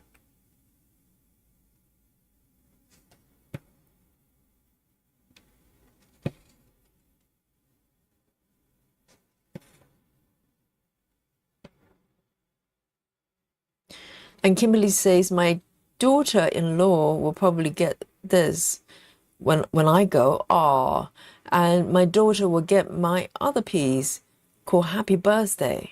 Wow. But we were talking about this the other day about, sometimes some stitchers, they actually receive stitched work, either samplers or I don't know, it's this type of stitching from the mom or dad, whichever. It's actually really nice because it's such a personal kind of, how do you call it? Because literally with every single stitch you've touched, every single thread you stitched, and it's it's got your DNA in it. And maybe your hair sometimes, if you look at my piece, and my Dolly has definitely got some hair in my pieces as well. So it's a very, very personal kind of, gift to pass on to anyone.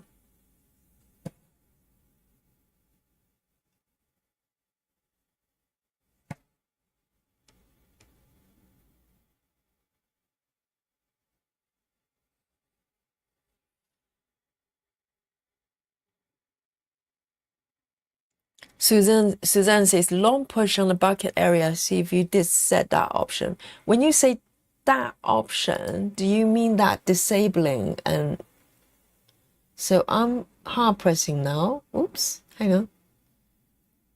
Okay, it's disabled right now. Is that correct? Because if you enable it, all it does is it gives you a warning before you submit, which I'm not going to do. I suspect this is why I got more stitches than probably I have actually stitched the other day.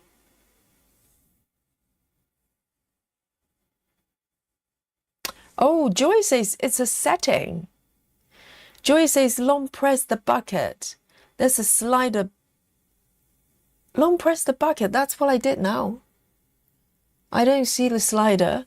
There's a slide button to auto open the legend. Close it and your troubles are over. Yes, there is an option here though. Let me know what you think. This is iOS, so it looks slightly different from Android. So we can figure this out. There is an option I have seen here under the auto, the A here, that is not there right now. But if I select the number, for instance, there is an option to say auto open color list, but this is only if you have the auto kind of sorting cycle on. So currently it's off right now for me.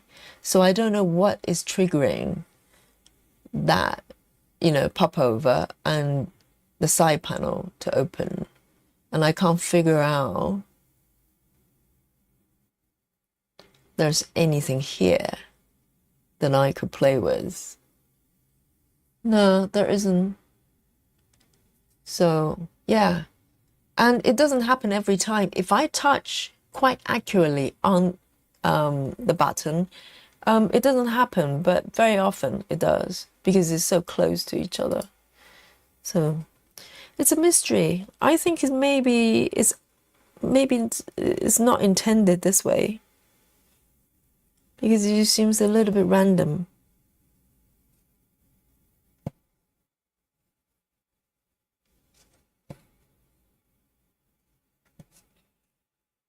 Maybe it's some sort of glitch.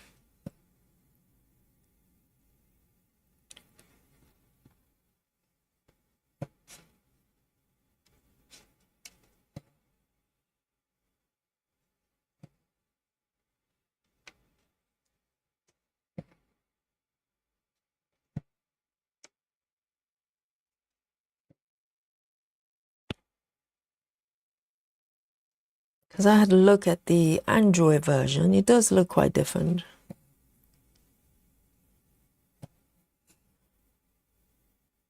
One, two, three, four. And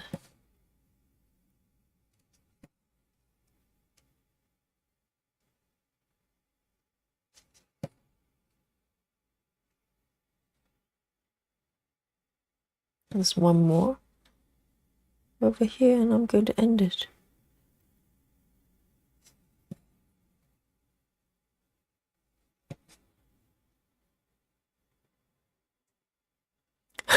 Choices. It's not a setting. It's a yogi move. I know. Yogi glitch, more like. Yeah, it's a little bit random.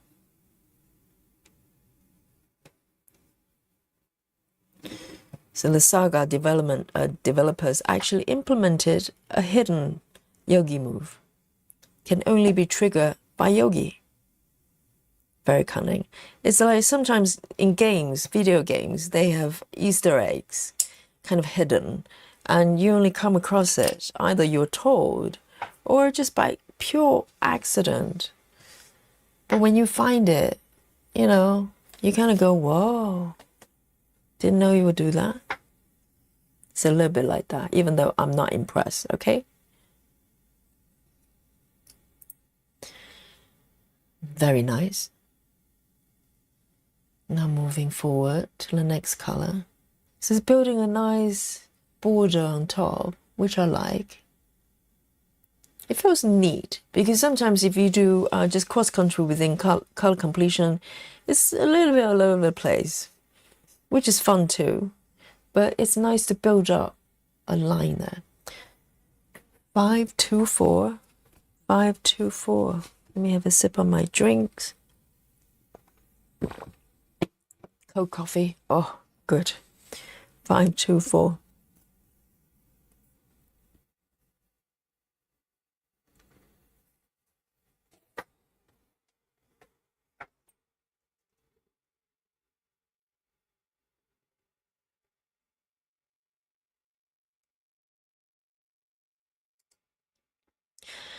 Suzanne says, I switched by number because this square has mostly 1 or 2 stitches and they're all in order anyway. Yeah. Are you working square by square at the moment? Yes, I find as well, I think I have worked square by square color completion and park using Saga. But when you park and move on to a new block, you tend to work on the part threads first. So by the time you clear all the part threads, it's almost halfway there. So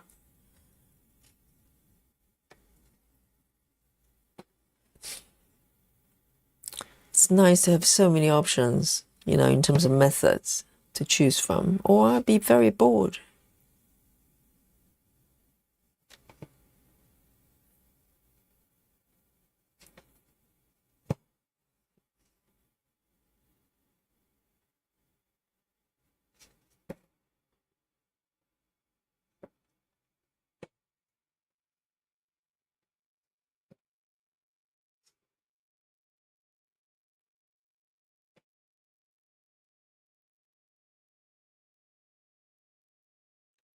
Susan says there are a lot of part threads in the square. Right, so you switch from 10 by 10 to 10 by 20, so it's like a tower. But you do like royal rose, don't you, if I remember correctly? Because I saw your royal rose pieces. And I said, well, I'll give it another go. And I did. And even though this time it worked a little bit better, but I'm just not terribly drawn to it.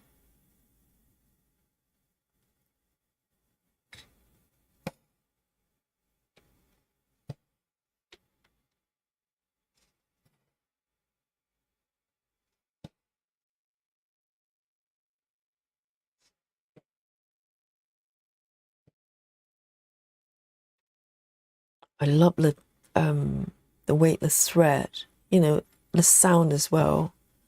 When I pull through CXC, such a lovely noise. Or sound, rather.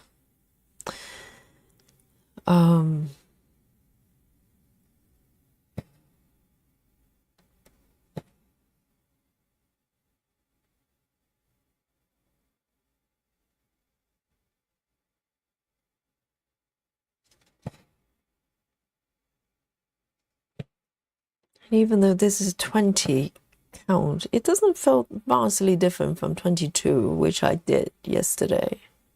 I think that's what I did yesterday. Oh no, yesterday was 25. Yes. Yesterday I did 25. The kitchen piece.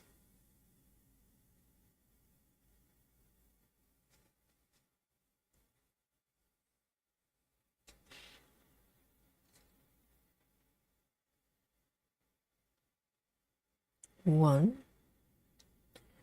2, 3. 1, 2, 3.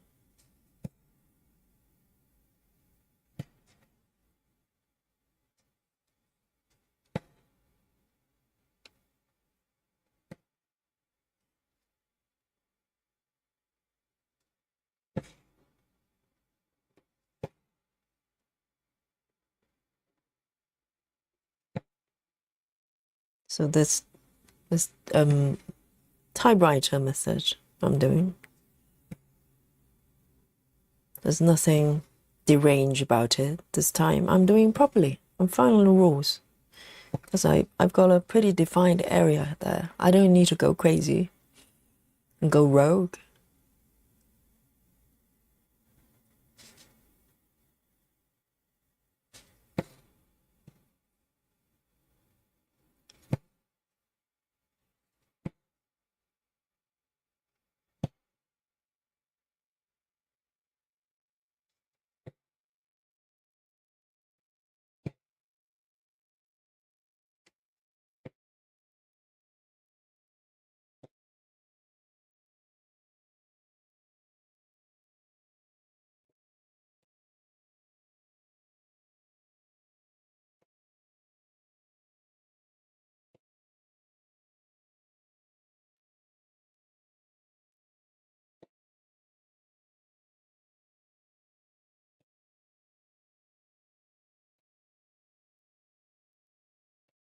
Feels good so far.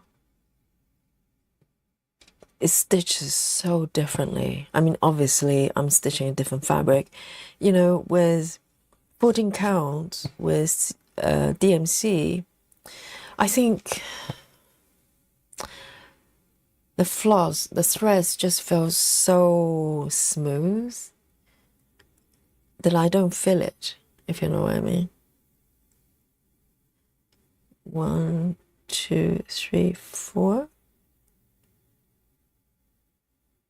I need to feel my threads.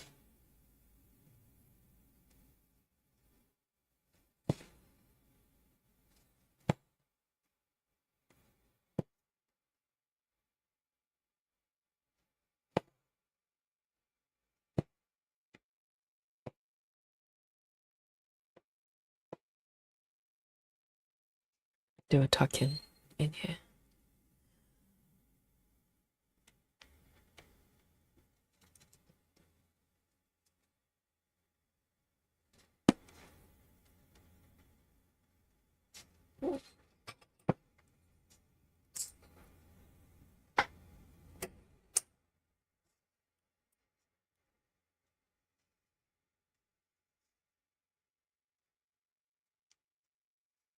See you later, busy mom. Enjoy it. Enjoy it. Whoops. My screen is just frozen.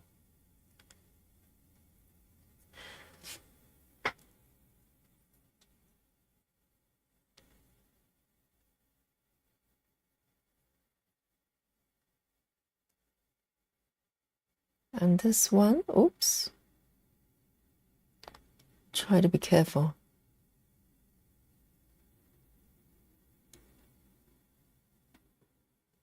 And this one is 640.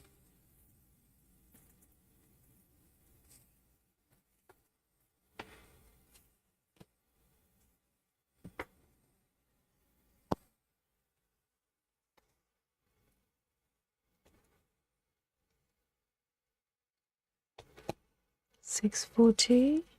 Oh dear. 640 is not very, very happy. Doesn't want to come out.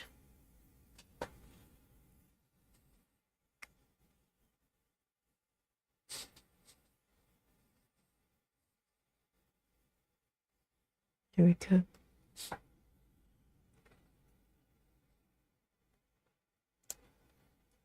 I'm thinking about making a new organizer for my CXC. Maybe change the design a little bit to accommodate the volume. Because I like to load a lot of threads on top on my organizer.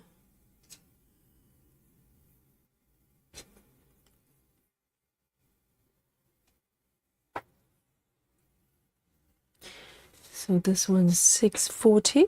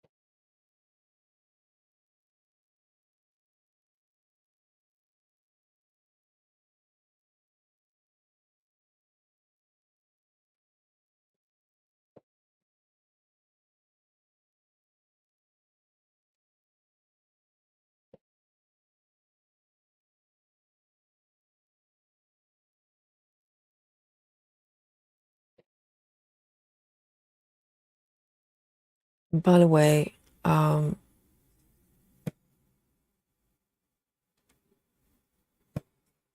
if you've been following the streams, you know there's a there are 4 different 14 count projects I'm stitching on. There's got back stitches, and I try to import those patterns to Saga, and the stitches just don't match, and I have no idea why. And John is a Jane Doe from the chat, from our Facebook group as well. She was kindly offered to have a look at those files for me, and lo and behold, she fixed it. So not only the stitch counts come out correct, I can see the back stitches as well. So for the first time, I can see how the back stitches works on Saga. And I think tomorrow Thursday, right, I might stitch one of those pieces to show you. It's fascinating how they handle the back stitches on Saga. Took me a little bit to figure out. So that's really good news.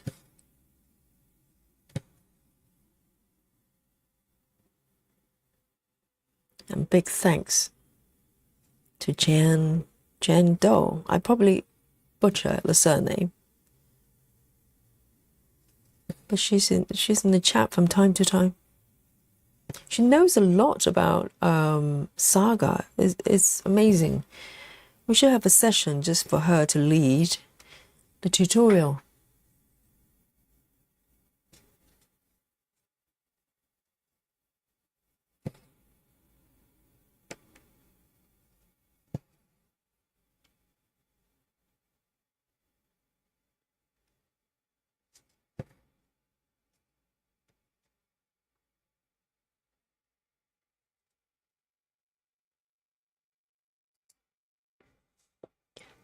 Suzanne says, I was working on a project with back stitches today and I really love how Saga handles it. It's kind of subtle, isn't it? It took me a while. It's not obvious. And I'll show you tomorrow. Hopefully, I figured it out the right way. So, Suzanne, you can probably help me if you're here tomorrow. But it's not a... It's not obvious. Let's put it that way. It's like quite a few functions within Saga. It's not obvious, but once you find it, it's really useful. Yes, it's very clever, very clever.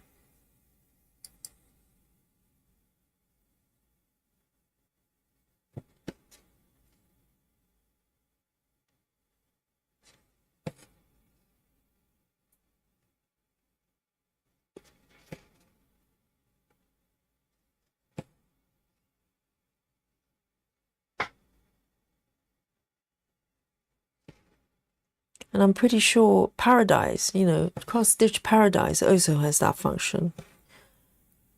I'm still thinking that maybe it's a hidden gem we just haven't really explored. It's got a lot of features as well.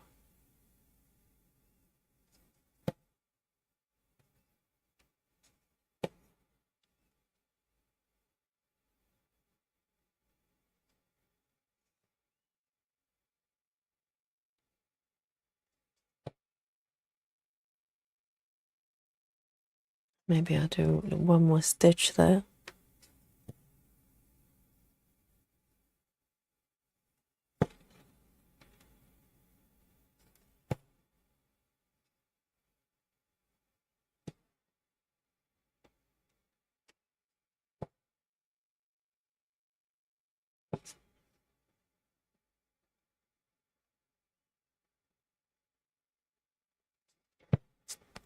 No.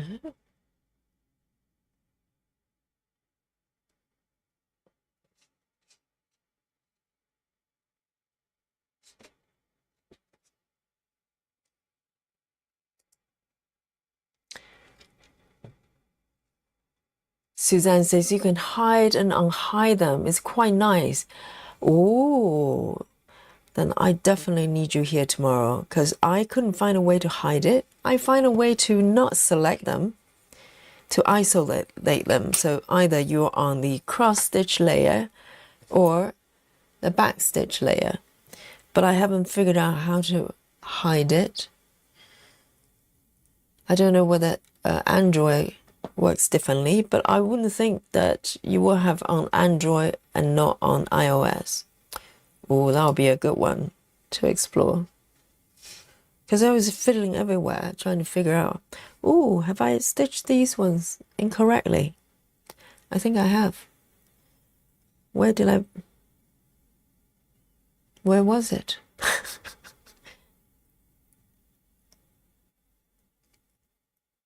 Here, that's correct. Oh, it's okay. I'll fix it when I come across it. Can't even find it. It's there. Those are not there.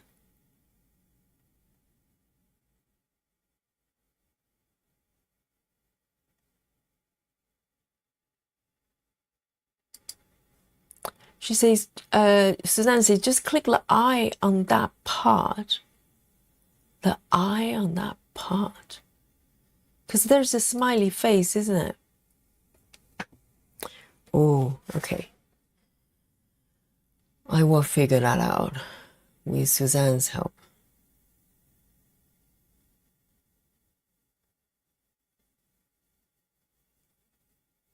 Next one. Just a couple of stitches. Quite far away as well. 3A62. 3A62.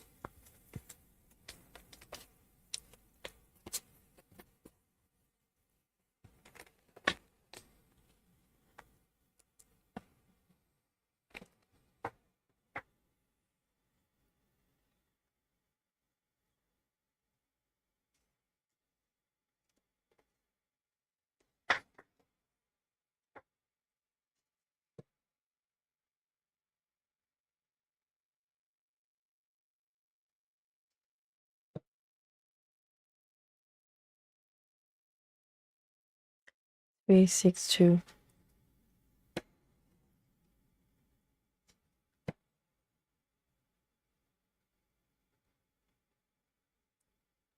Oh, you've got French knots as well. I haven't figured that one out.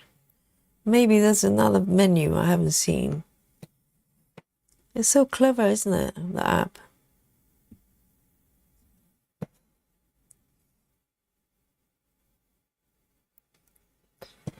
And I don't think Pattern Keeper can do it just yet. I've been hearing about Pattern Keeper, or maybe it's Markup. I can't remember. One of them, they were going to incorporate back stitches. But I think, you know, for both apps, before even go there, just fix the tabs first. So you don't need to switch between different tabs. That would be a more useful thing for them to fix and invest their time on. If they can get that fixed, it would be a lot more intuitive.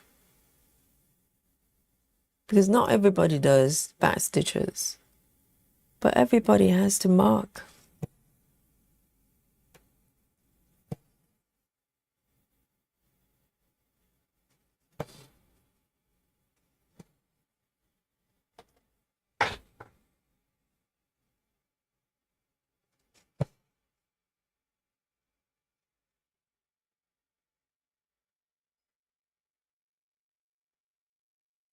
Two more there. Might as well just do all of them. So it's 3 from above.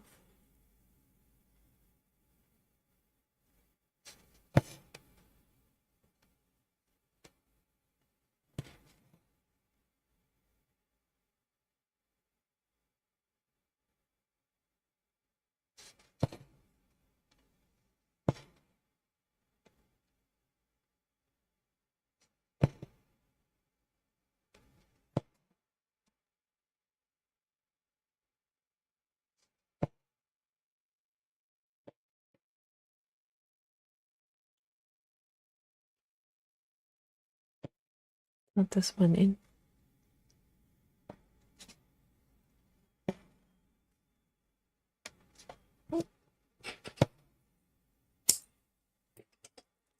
Three A 62. 3 A 62.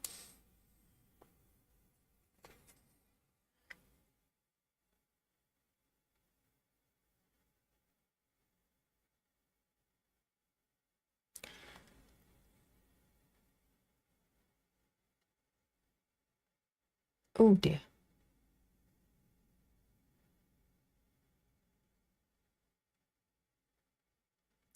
Another one with only 1, 2, 5 stitches.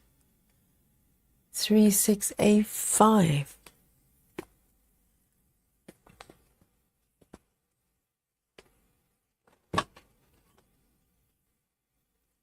Okay, so this is one color I haven't got on my master set. Let me just have a look in my stash here. 3, 6, 8, 5. See if I get lucky like last one. 3, 6, 8, 5. 3, 6. I've got 3, 6, 8, 7. 3, 6, 8, 9. So I'm looking for a burgundy color. I doubt it. 3, 3, 5, 0.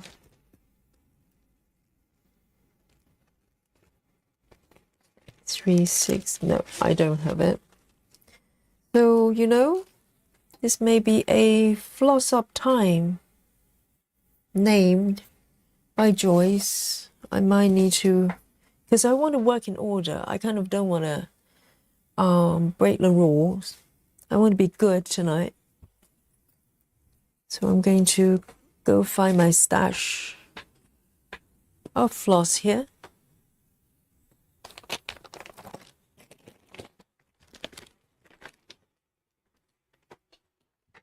Three, 6, 8, 9. 3, 6, 8, 9.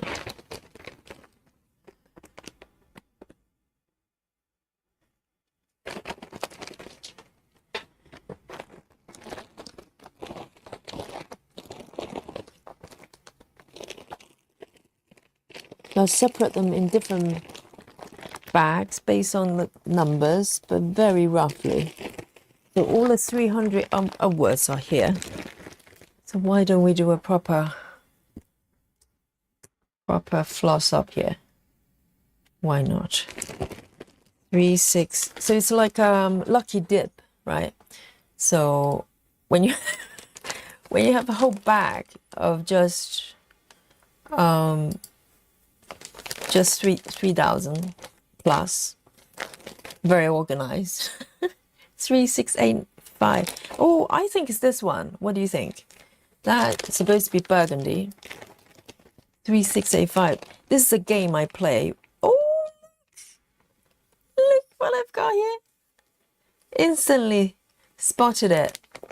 3, 6, 8, 5. Yay! I'm doing good today with flossing up. The last round, I just found it, instantly on my stash there. And this one instantly spotted in the back. 3, 6, 8, 5. That's correct, right? Very good. Very good. Joy says, I was hoping to get Pandemic working on Saga with the back stitches. But even with Karen's dies file, that Max converted, I only see the cross stitches. So Pandemic is the name of the piece? Is that what it is?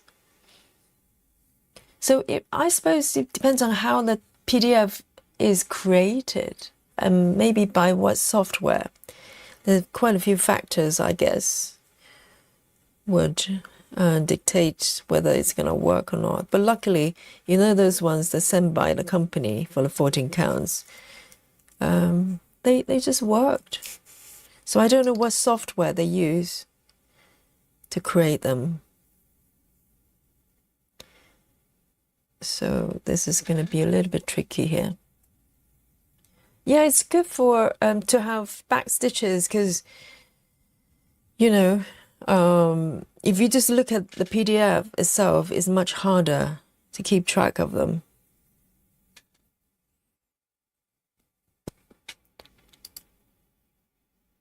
Ah, I see. But Pandemic is a long dog sampler. But samplers, do you need? Well, I suppose if it comes in digital form, you work with it using an app. But yeah, because Pattern Keeper, it doesn't show the. See, what I have to do with CXC, because it doesn't work, it's not like DMC, you can just pull the threads out. I just literally have to unravel them as, tidily as possible so it doesn't get tangled. So you guys, those of you who have CXC, 2 labels, what's the difference with 2 labels? Is it just the way they put together in a scan so you can pull just like DMC? Or the floss fundamentally, there's some differences. Because I looked up Etsy just for curiosity, and I came across 2 label ones. The price is practically doubled. Normally, full set of CXC, these ones I got a couple of years ago, I think the price is still the same. The full set is £42-ish currently, and I think that's the price I got, maybe 45 or something. And the ones with 2 labels, for whatever reasons, close to £100. It's like £92 or something. What's the difference between them? Well, other than having 1 extra label, what's the deal there? Why is it like some sort of a special, addition?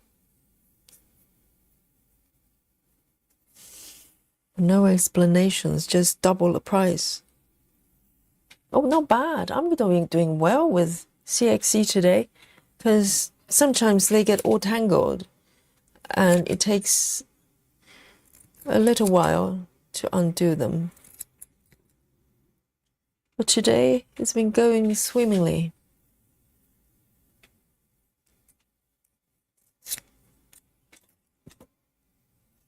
I have heard some stitchers talk about the two labels. I just thought, well, maybe they just package differently.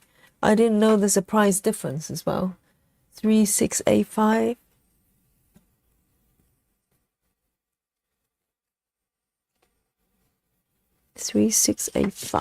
I'm gonna take a strand. That didn't go too badly.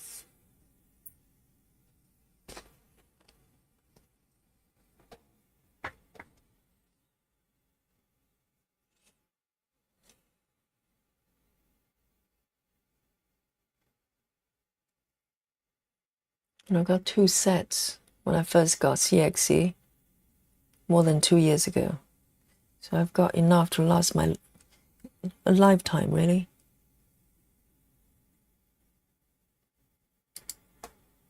Joy says, with 2 labels, I don't have trouble unraveling. Same as DMC. Right. So that's good. But why is that double the price? Or is just that vendor trying to pull a fast one? There's no explanation. I'm pretty sure it's a regular full set, not like 2 scan each or something. But the price is doubled.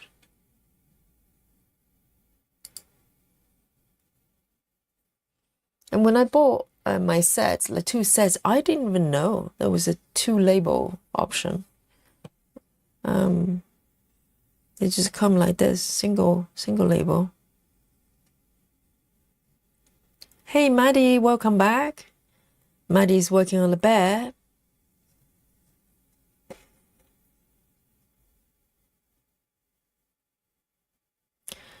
Suzanne says, I'm pretty sure it's better quality. Really? Better quality as in even better? Ooh. But the price shouldn't be double, right?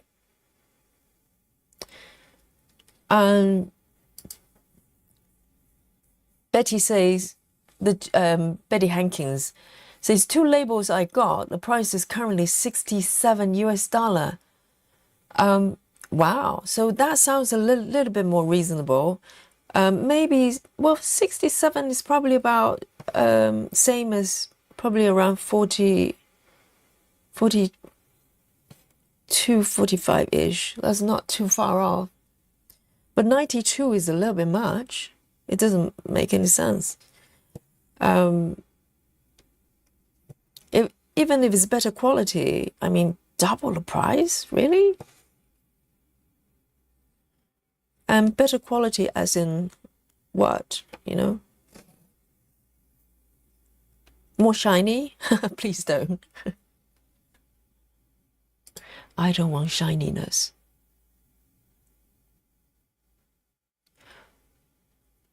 Oh, Joyce has got a version working. Not Joyce, Suzanne has got a version working for the long dog, Joyce. See, we're helping each other. I love it.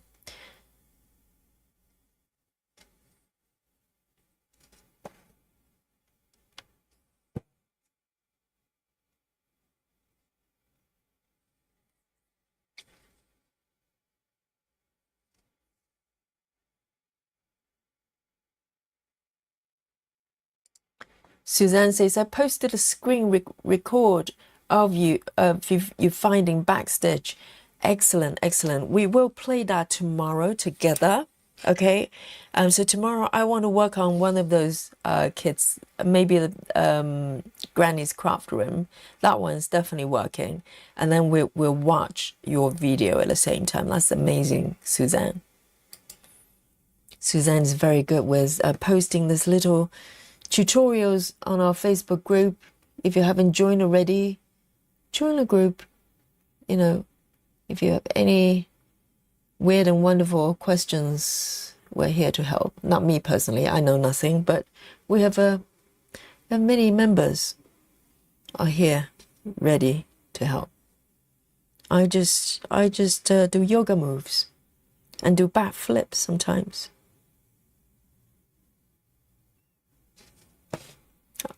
And of course, stitching very slowly. I'm very good at that.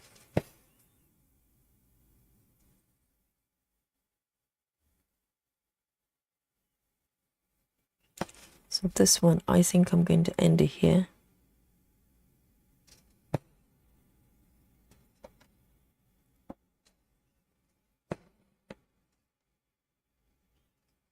So sometimes when I tuck in under a different color, ideally I want to find one that's similar. I should have gone for this one, but it doesn't matter.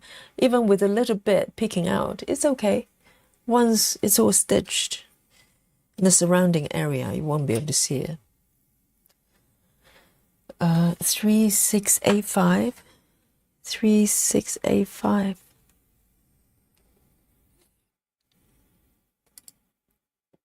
Jamie says the one I got have two labels because I've got 170 scans. She gave them to me for 28 pence. Oh, 28 cents. This is dollars. 28 cents per scan instead of 35. Not that it's expensive. I'm not sure that was good or bad, but she was so nice and helpful. So two labels. That'll be interesting if you have used both single label and double label, because I've got single label. I only learned very, very recently there's a double label version, so I don't know the quality differences. I'm happy with a single version, a single label. But if you have used both, oh, it will be interesting to hear from you. Betty says, I think he's your vendor. Interesting, but that I could only find one vendor based in the UK selling double label, and I think the person kind of described it as some sort of hot property. You know, this is the double label CXC everyone is talking about, or something like that. I don't know. And then the price is £92 or something. I was shocked. I thought, what? So double the price for one extra label. I'll put a label on myself. Thank you very much. But if the quality is slightly different, that would be interesting. But still, the price doesn't look right, does it?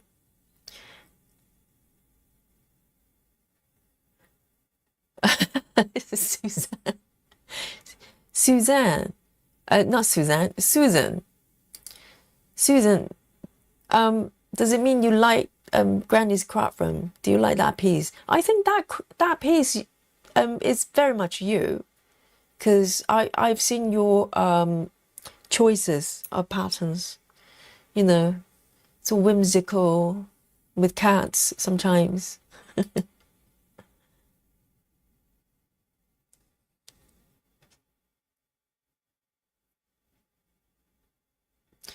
Suzanne says, I really think that buying from Etsy, you're paying a markup. So where is a good place to buy then? From, you know, I tend to buy from UK vendors because there's just less issues with shipping, because I had bad experience before buying from outside the UK.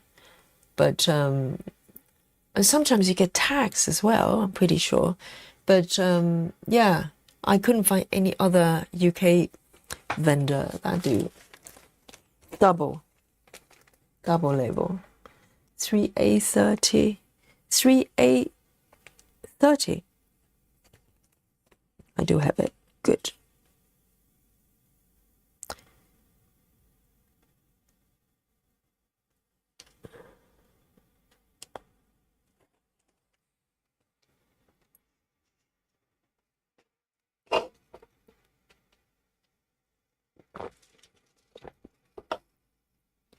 Right, let me have a sip of my tea then. Still sitting there.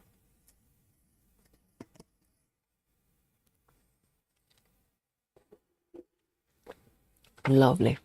Nice and hot.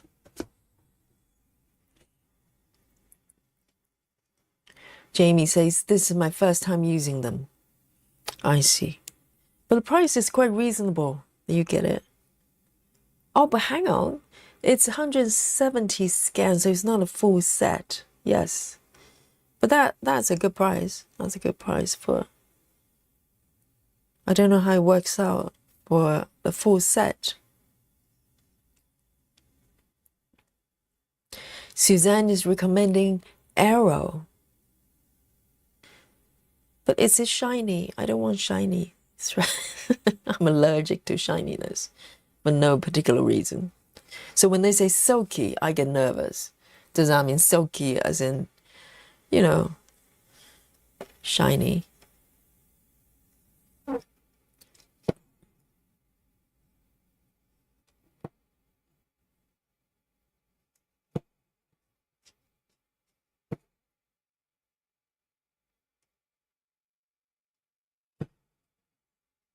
One, two, three. 1, 2, 3.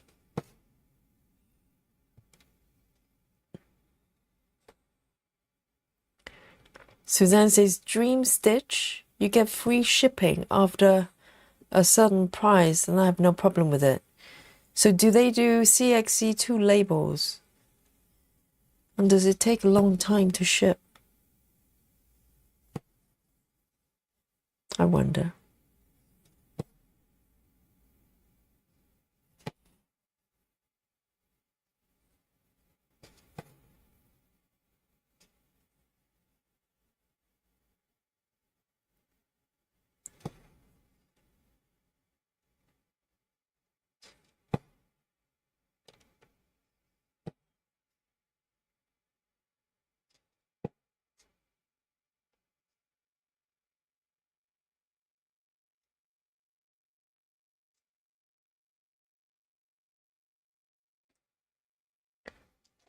So Suzanne has bought single label CXC from Amazon. It's similar but better quality.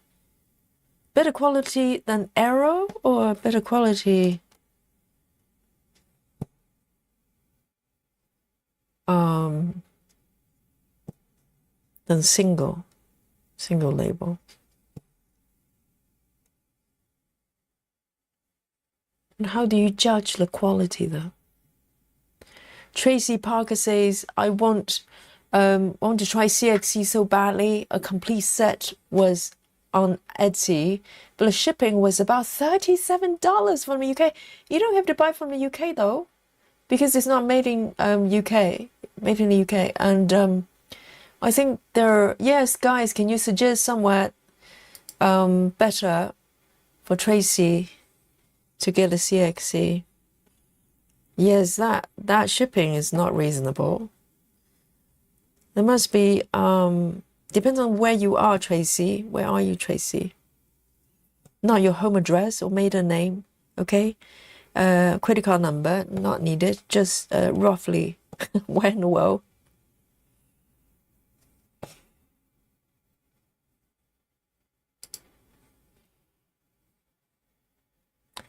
So Suzanne says, Dreamsticks, they usually ship very quickly, maybe a week and a half. That's very reasonable. That's quite reasonable. I'd love to be able to try 2 labels to see the difference, though. I'm just curious. Not that I need more floss. Maybe a couple of colors I need to top up, but overall, I've got so much. I've got 2 sets.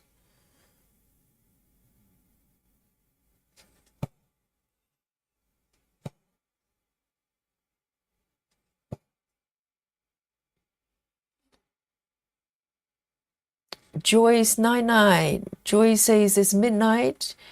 Better go to bed before I turn into pumpkin. Is that why you're mad at my pumpkins and you refuse to stitch a Halloween project?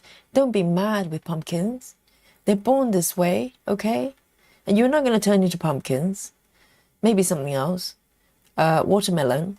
No, Joyce. I'll see you tomorrow, hopefully. And sweet dreams, okay? No frogs, no frogs. Night to Joyce.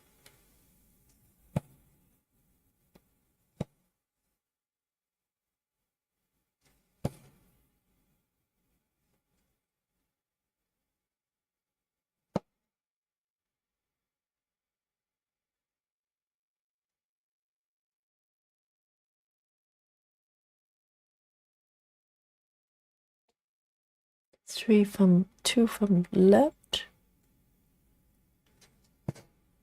3 more stitches here. So Tracy Parker is in Boston. So I'm sure there are tons and tons of places you can buy from the US. I think if I remember correctly, there's AliExpress. I think they ship worldwide.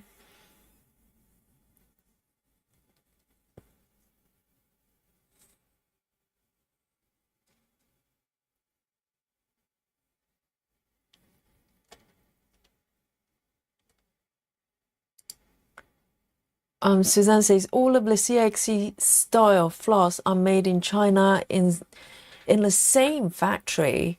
They have different qualities of different price ranges.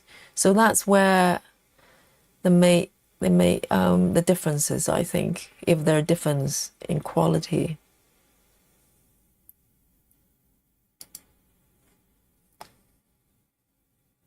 Belena says if you cannot buy individual FL, what do you mean by FL? What is the use of CXC? Most hate patterns need several scans of the same color. Oh, you mean individual scans? Yes, you can. You just some vendors they sell loose ones based on colors. Is that what you mean? So majority of people probably invest in a set to start with, and then top it up as they go if they have many, projects going on. And I started off trying to kit up a max color. Oh no, it was a 90 color to start with. But for me, it was a huge number. So instead of picking 90 numbers, 90 different colors and try to buy them like that, I just thought I'd just buy a whole set.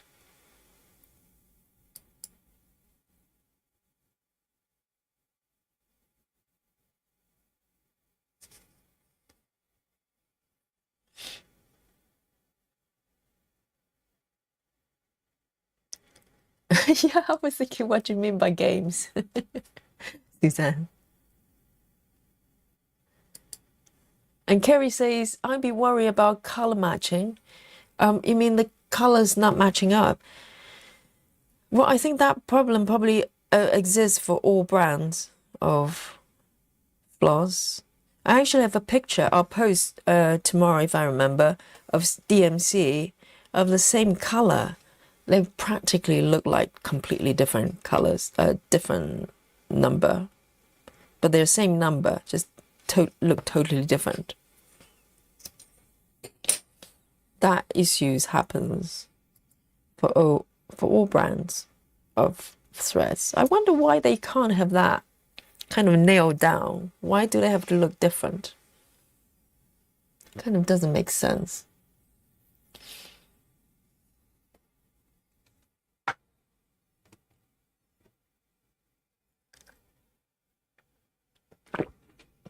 What's game scans? Joy, Suzanne. I know you know a lot of words. Mere mortals like me don't know.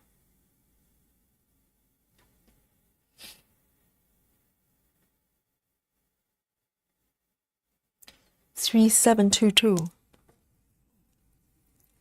3722.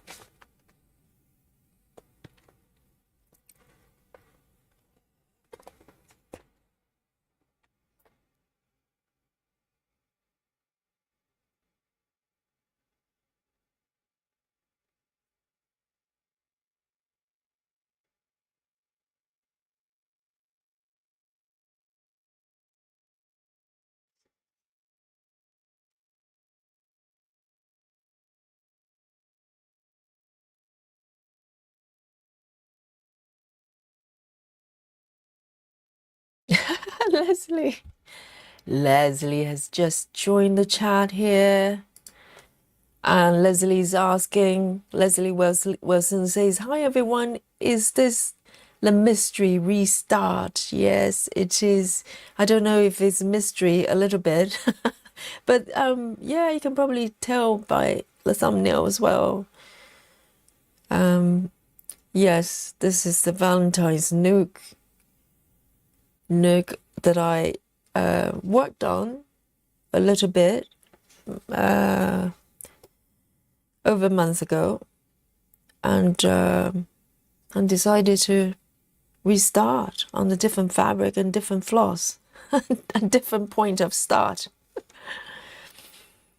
a brand new start. Yes, it is.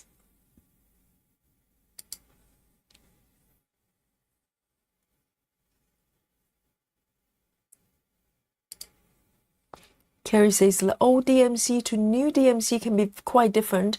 Aging and also certain dyes, chemicals no longer allowed. Oh, is that why? But I have two scans. The picture I have, why don't I don't think I can dig it up right now. I'll post it tomorrow in our group. But I don't know when they were made individually, but they're not the same color. They're just not the same color. You know, we're not even talking about being, you know, quite subtle difference there. They're just not the same colors, but they're the same number.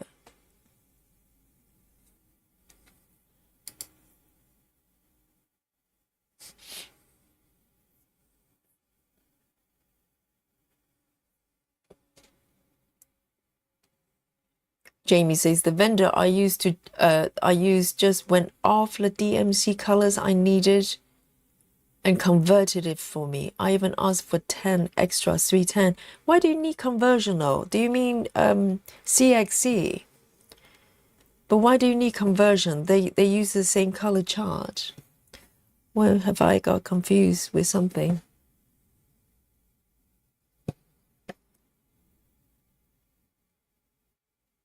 But if you compare CXC and DMC side by side of the same colors, yes, they can be very different. But if you stick with the same brand, they somehow just come out, you know, not that different. Maybe the tone of some colors are a little bit different, but, you know, no issues there.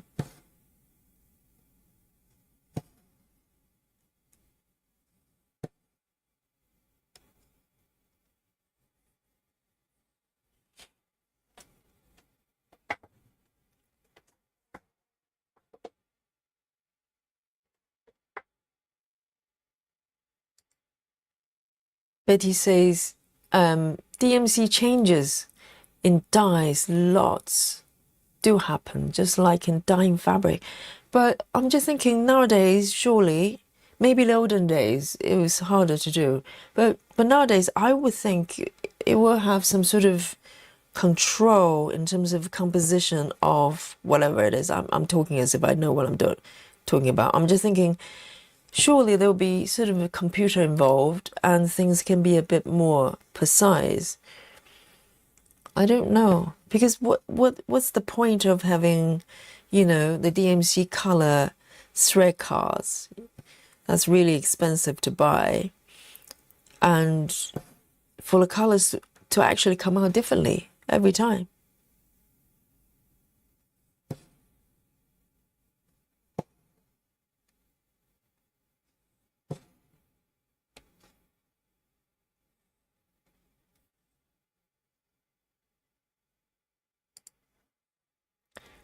And Becky Snook says, I've got 330 scans for $166, including tax and shipping from the Naughty Unicorn Craft. Oh, so you're not calling them naughty. That's the name of the vendor, Naughty Unicorn Craft for CXC. 530. Where did you get a 530? CXC only have like 400 and something colors.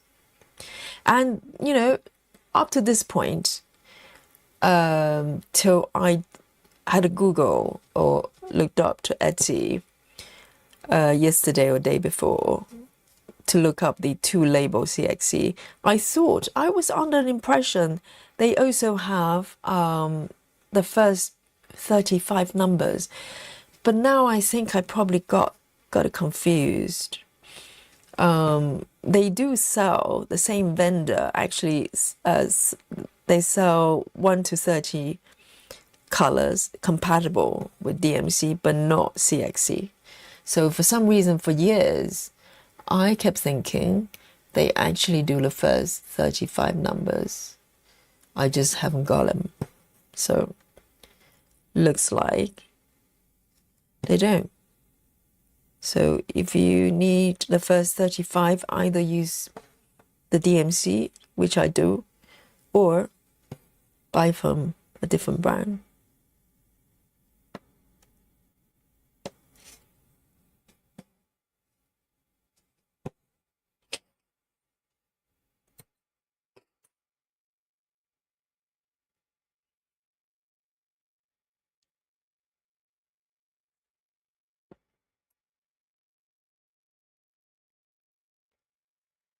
Yes, Suzanne. If they're just a little bit different, then fair enough. But some of them so different. I've seen pinks. So, the example I've got on my pictures, they're two browns, but I've seen pinks. They're literally just not the same color. They're not the same color.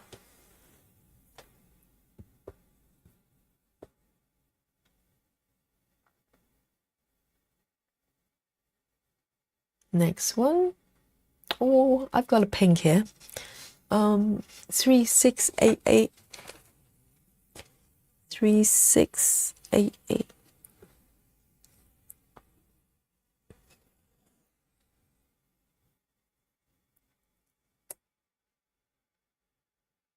Oh, I see. Becky says it was multiple scans of some colors for 2 projects. Fair enough. Okay, so it's not full set, single scan. Some have more than one. That explains it. And that's a very good price.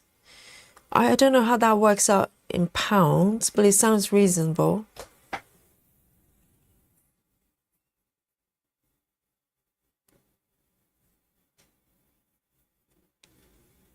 So Arrow's got first 35. Yes.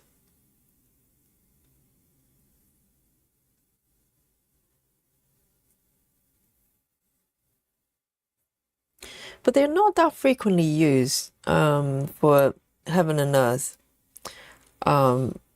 patterns that I've got so far. I think I've got only one project that use maybe 3-4 colors within that range, and only a few stitches.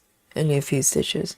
I don't know whether when heaven and earth, when they chart their charts, they have, you know, those colors in mind. Maybe try to exclude them, so it's not too inconvenient for people to buy it. But I presume if you have the full set of DMC, you know, it's not a problem. If you use CXC, then you don't have them.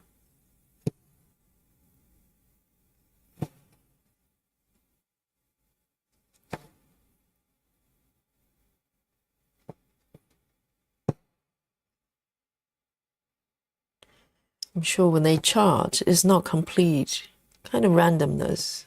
They probably make adjustments, you know, so it's not too difficult for the stitches.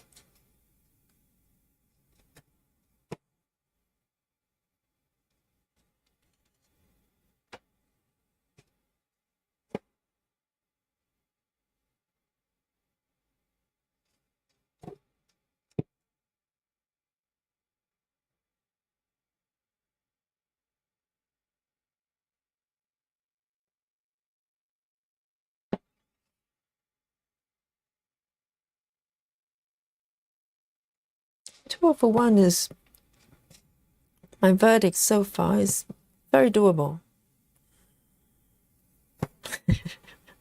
I think. But I think, you know, it will change a little bit as, you know, the stitches get a little bit more crowded. I might change my mind, but so far so good. Feels very good stitching it.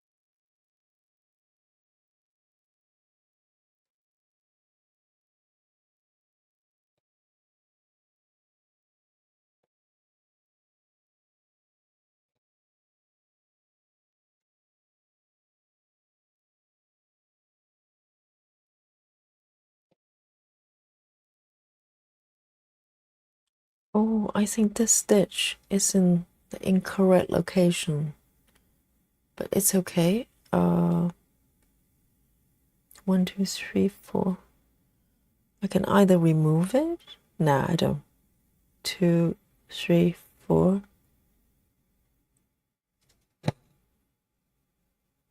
I'll just leave it. You'll be okay.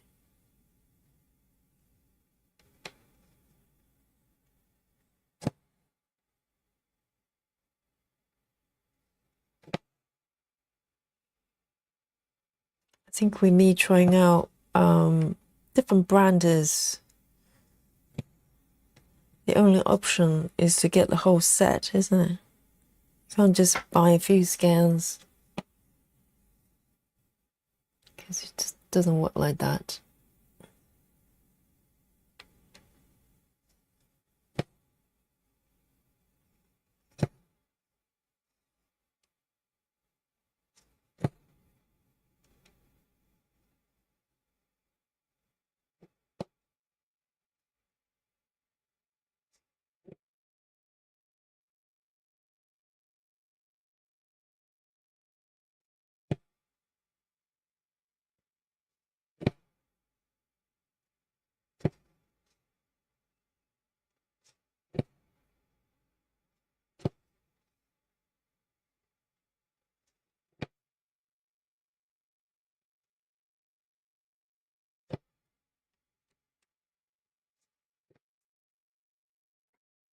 There.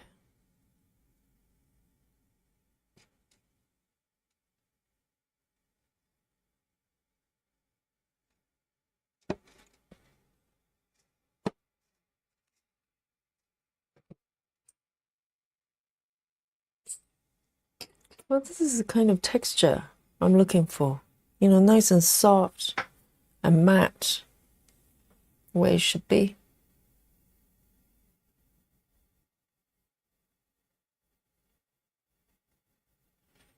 3A64.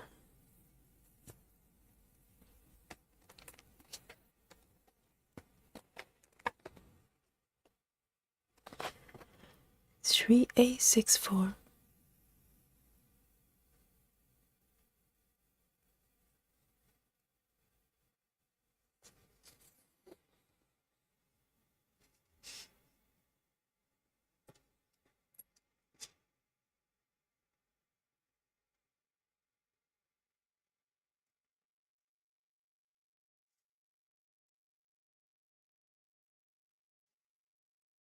I'm actually not that far off from the edge here, because the edge for me is actually not the end of the block, is actually, let me see, 1, 2, 3, 4. 1, 2, 3, 4. It's actually here. And just put some dotted lines there, so I know this is where the end of my box is.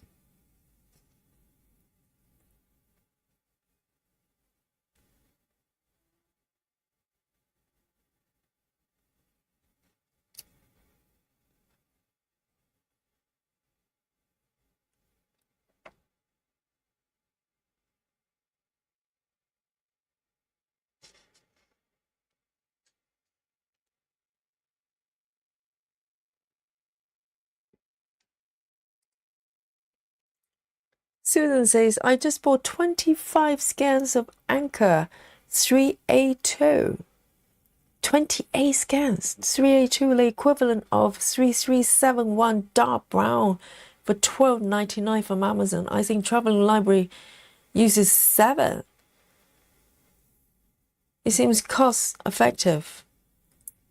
Oh wow. So Susan, you're doing the Traveling Library with us? Very nice. Very nice. Oh, you haven't started, have you, Susan? Yes, I forgot who are joining us. I know there are quite a few. Are you doing Max colors? Susan? Let me see. 3A2 is 3371. 3371. Oh yeah, it is. It's dark brown like this. Yes, it's very much the traveling library silver color, isn't it? So it uses 7 scans. Well, it depends on what stitches you're doing though. If you're doing 14 counts, you probably need a little bit more. So you bought all of them at once. I always buy as I stitch, just in case. I don't know, I felt really scared to buy a single color, like a large amount of single color, but well done, Susan. So is that a good price though?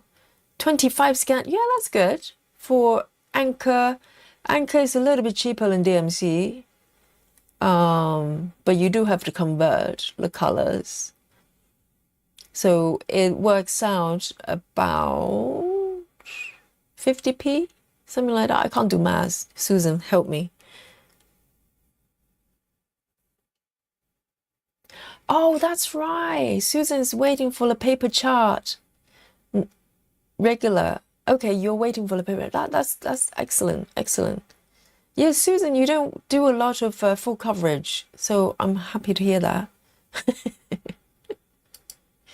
Full coverage is fun. Well, you do full coverage, just not sort of super confetti stuff, right? Because some of your pieces are full coverage.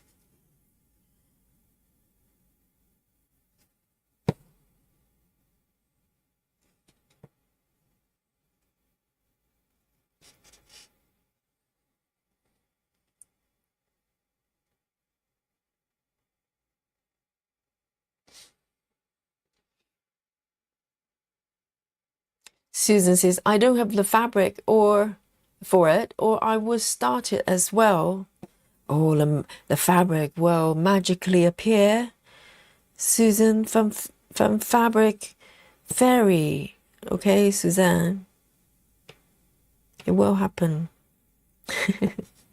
Depends on what kind of fabric though.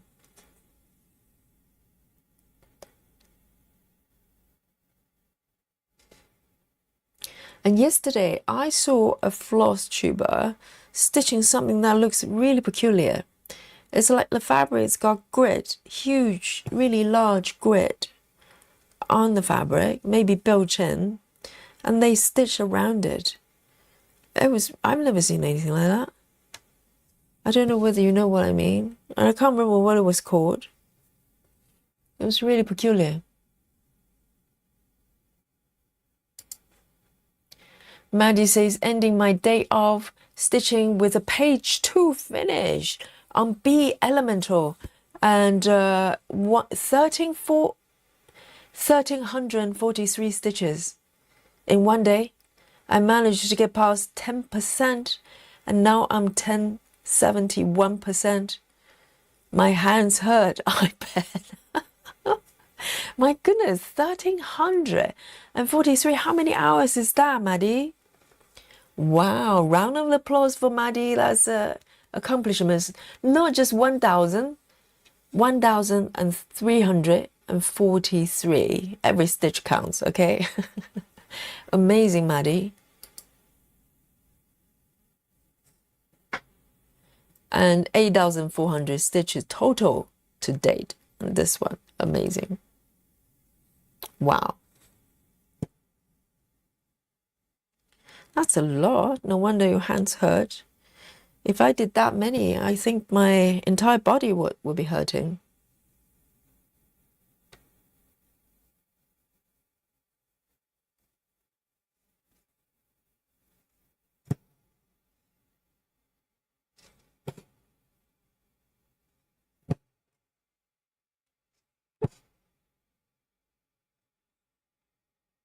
Yeah, Susan is nominating you as a member of the Alien Club. Our Alien Club is getting crowded here. Too many aliens. They're stitching too fast. Slow down, everyone. Learn from me. Watch and learn. You know, stitch safely.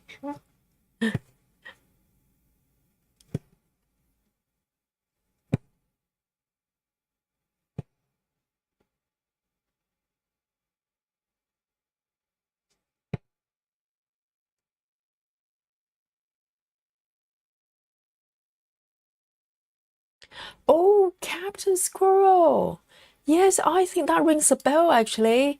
Was in Afghan fabric. What is that, Captain Squirrel? What is that peculiar way of stitching? They literally just leaving the strips, the board, the grid there without stitching them and just stitch around the boxes around. I've never seen anything like that. Why would you want to break up your pattern like that? Is it a thing? Am I missing something? Yes, I think it's called Afghan thingy. What a peculiar way of stitching. I don't know. Yeah, I think that's what it is.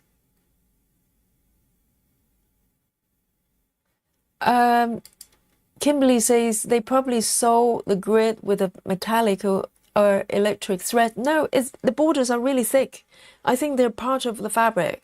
The fabric comes like this, just with kind of slightly shiny strips built in, but they look very much part of the fabric. And they break up the fabric, the pattern, and just stitch between the boxes, if that makes sense. Oh my God, my head hurts. I was thinking, why are you doing that? Is it like a window view they're trying to create using the grid? I don't know why you want to do that. Yes, Maddie for Alien. And trophy from Suzanne, yes.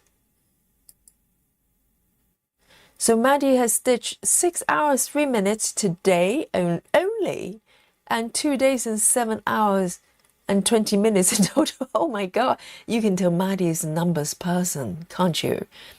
But 6 hours, 3 minutes for 1,300, that's like a lot. That's like, that's not even a marathon, that's half a marathon. Goodness. And I'm not going to talk about how many stitches I did for the halftime show, okay? Let's not talk about that.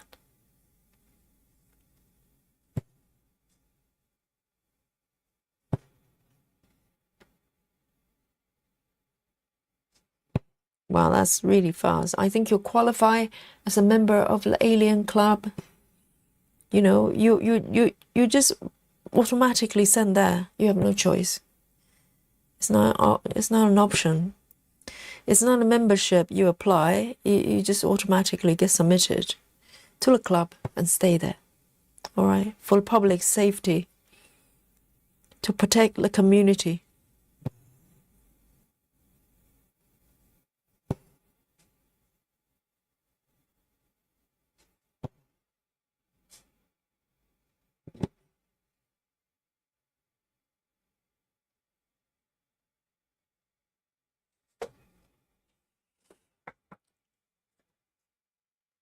Captain says maybe they were making blankets, but they look like regular cross stitching.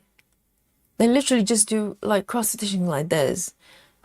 Slightly larger count, larger stitches, but literally just stitch within the box area and leave out the borders. That's part of the fabric. What a peculiar thing they're doing. I don't know what they're trying to achieve. And it looks kind of weird.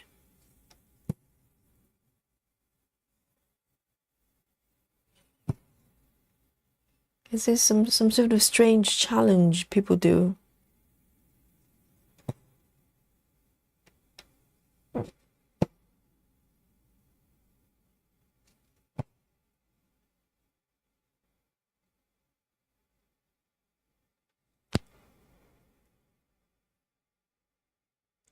Excellent. Maddie has just posted a web on a Facebook. Definitely have a look.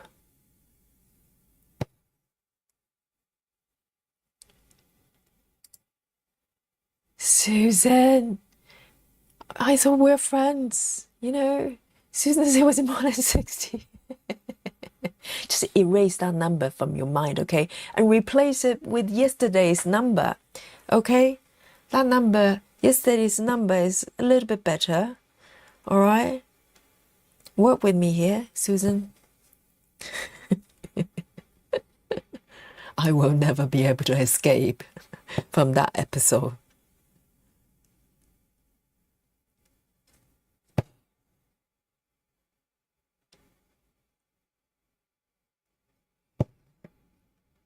I actually can't remember how many stitches I did for a halftime show. But if anything, you know, if the stitch count of my marathon is to go by, anything to go by, then, you know, I can probably take a guess.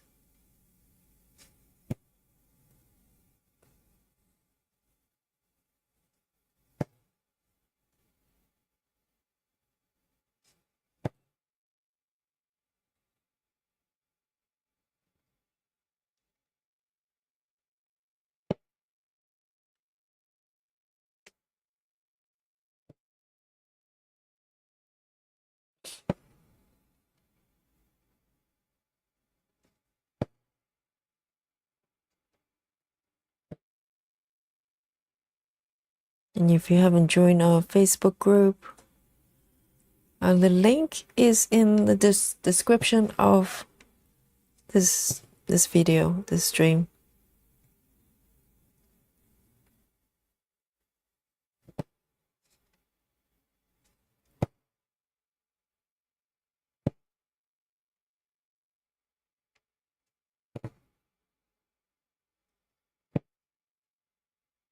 We have a log.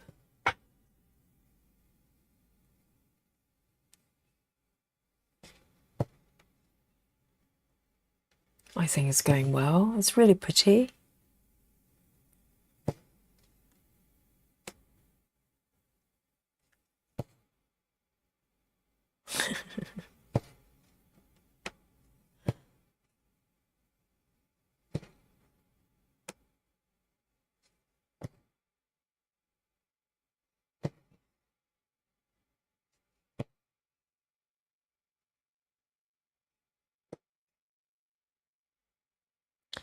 Right, and I'm going to tuck this one in.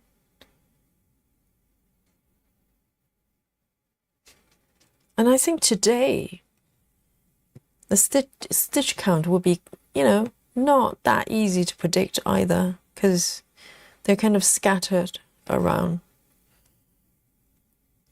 But I'm going to pick, I'm just looking at the time, I think I'm going to pick another color and just work till the thread is finished. And then let's see how far we can get today. So the next one,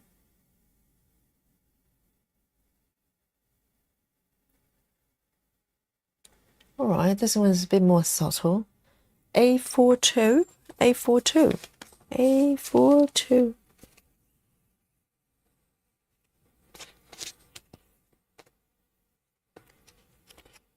So I've got one threaded already.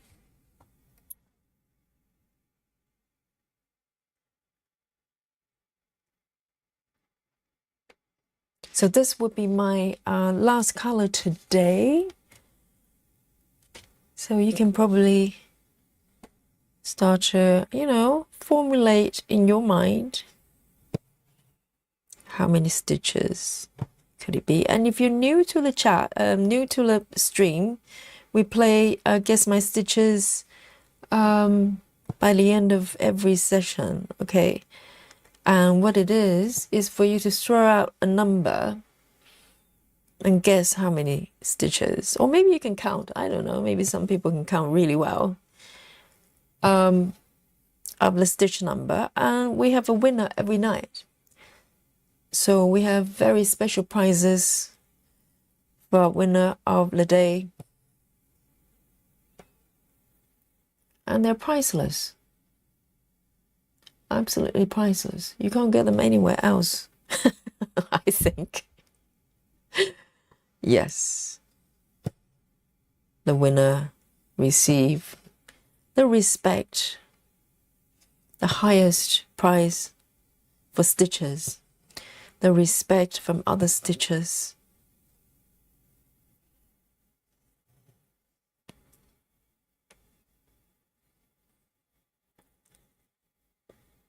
And we also have our feast, our emoji buffet feast every night. That's provided by the chat itself. I bring nothing, you know, I just eat. I just enjoy the fruit of your labor. So I'm a freeloader when it comes to emoji buffet, but you get to enjoy some of that as well. Oops, that stitch is off.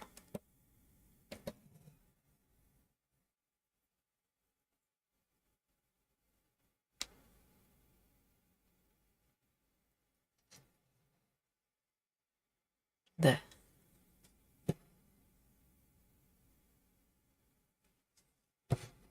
I think I can manage a few more here. I still have the thread, some thread left.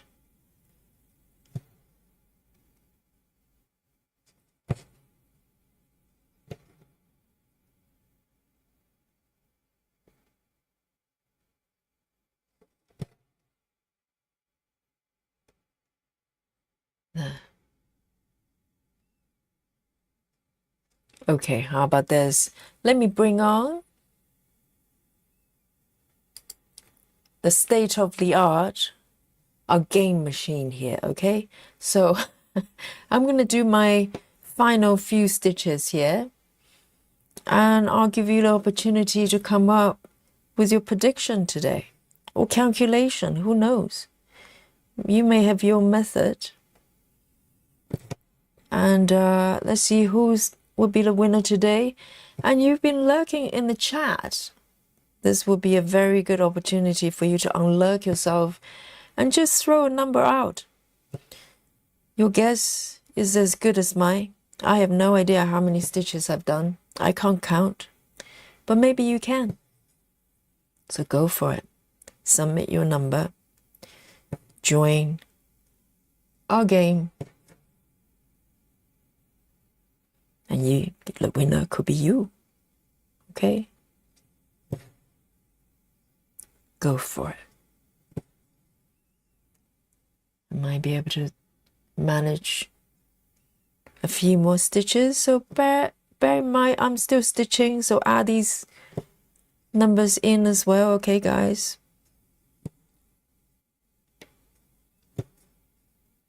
I can see the numbers coming in. I'm going to do the final 3.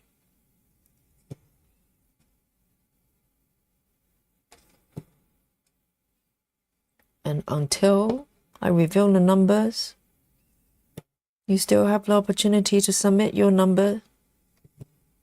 So come forward.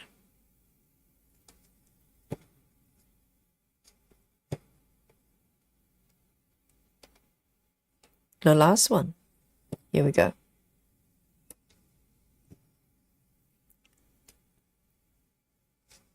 There.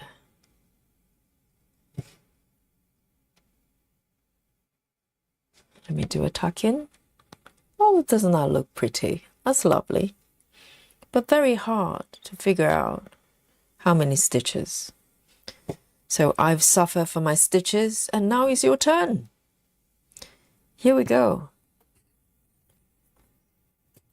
There. A quick summary today. Today, I restarted this piece. Okay, so if you don't know what this piece is, let me just quickly show you the markup here.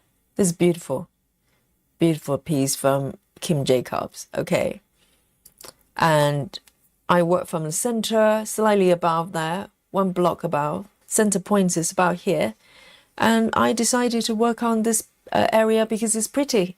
I like it, and I've been using the typewriter method, which is following the symbol, leave it to the chart to decide what colors I pick one by one. And this is the end result today. Okay, so let's have a look what we've got today for Guess My Stitches. Who is playing with me?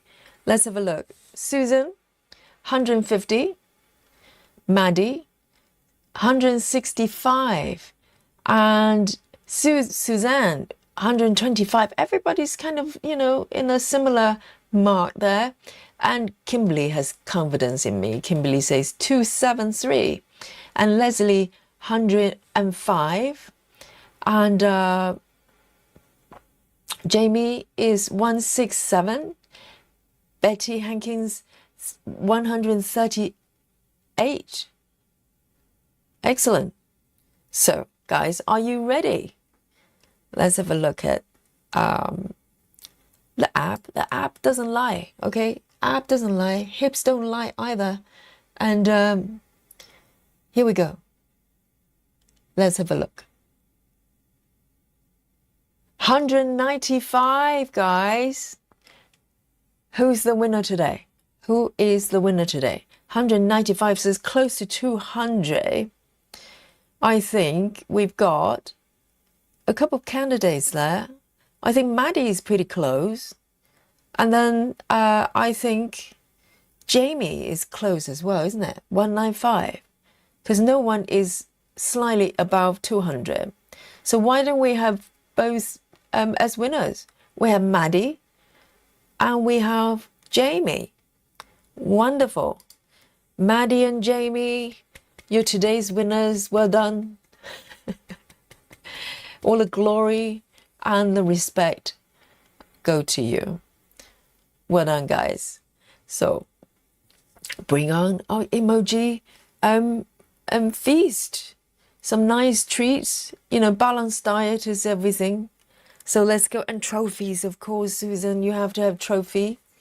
And oh, Suzanne did 425. Okay, let's erase Suzanne's number. Okay, let's focus on 195. Suzanne, yes. And so respect, my respect for the winners tonight. And tomorrow it could be you. So come play this game with me tomorrow and enjoy whatever we have here. And oh, Maddie. Yes. Maddie, we will have a look at your whip. Let's do it tomorrow then. And Suzanne is bringing out the very nice spread of delicious treats here for our winners and all of us. Actually, we can all dig in and have a feast as we do every night. So, guys, from here, it's now 11:45, and let's have a look. I'm from sleepy London town. Eh? What? Oh, the percentage. Of course, I can look at the percentage here. I forgot to look at that. Let's have a look. The percentage is 0.34. Not bad. It's about, you know, not quite 0.5% yet. So I've done, yes, the stitches will be from 0. So today I forgot to start the sprint, but it doesn't matter because, you know, it's from 0 anyway. So not too shabby, not too shabby. It's slightly more than 60, okay? A little bit more than 60, Susan. Just so you know.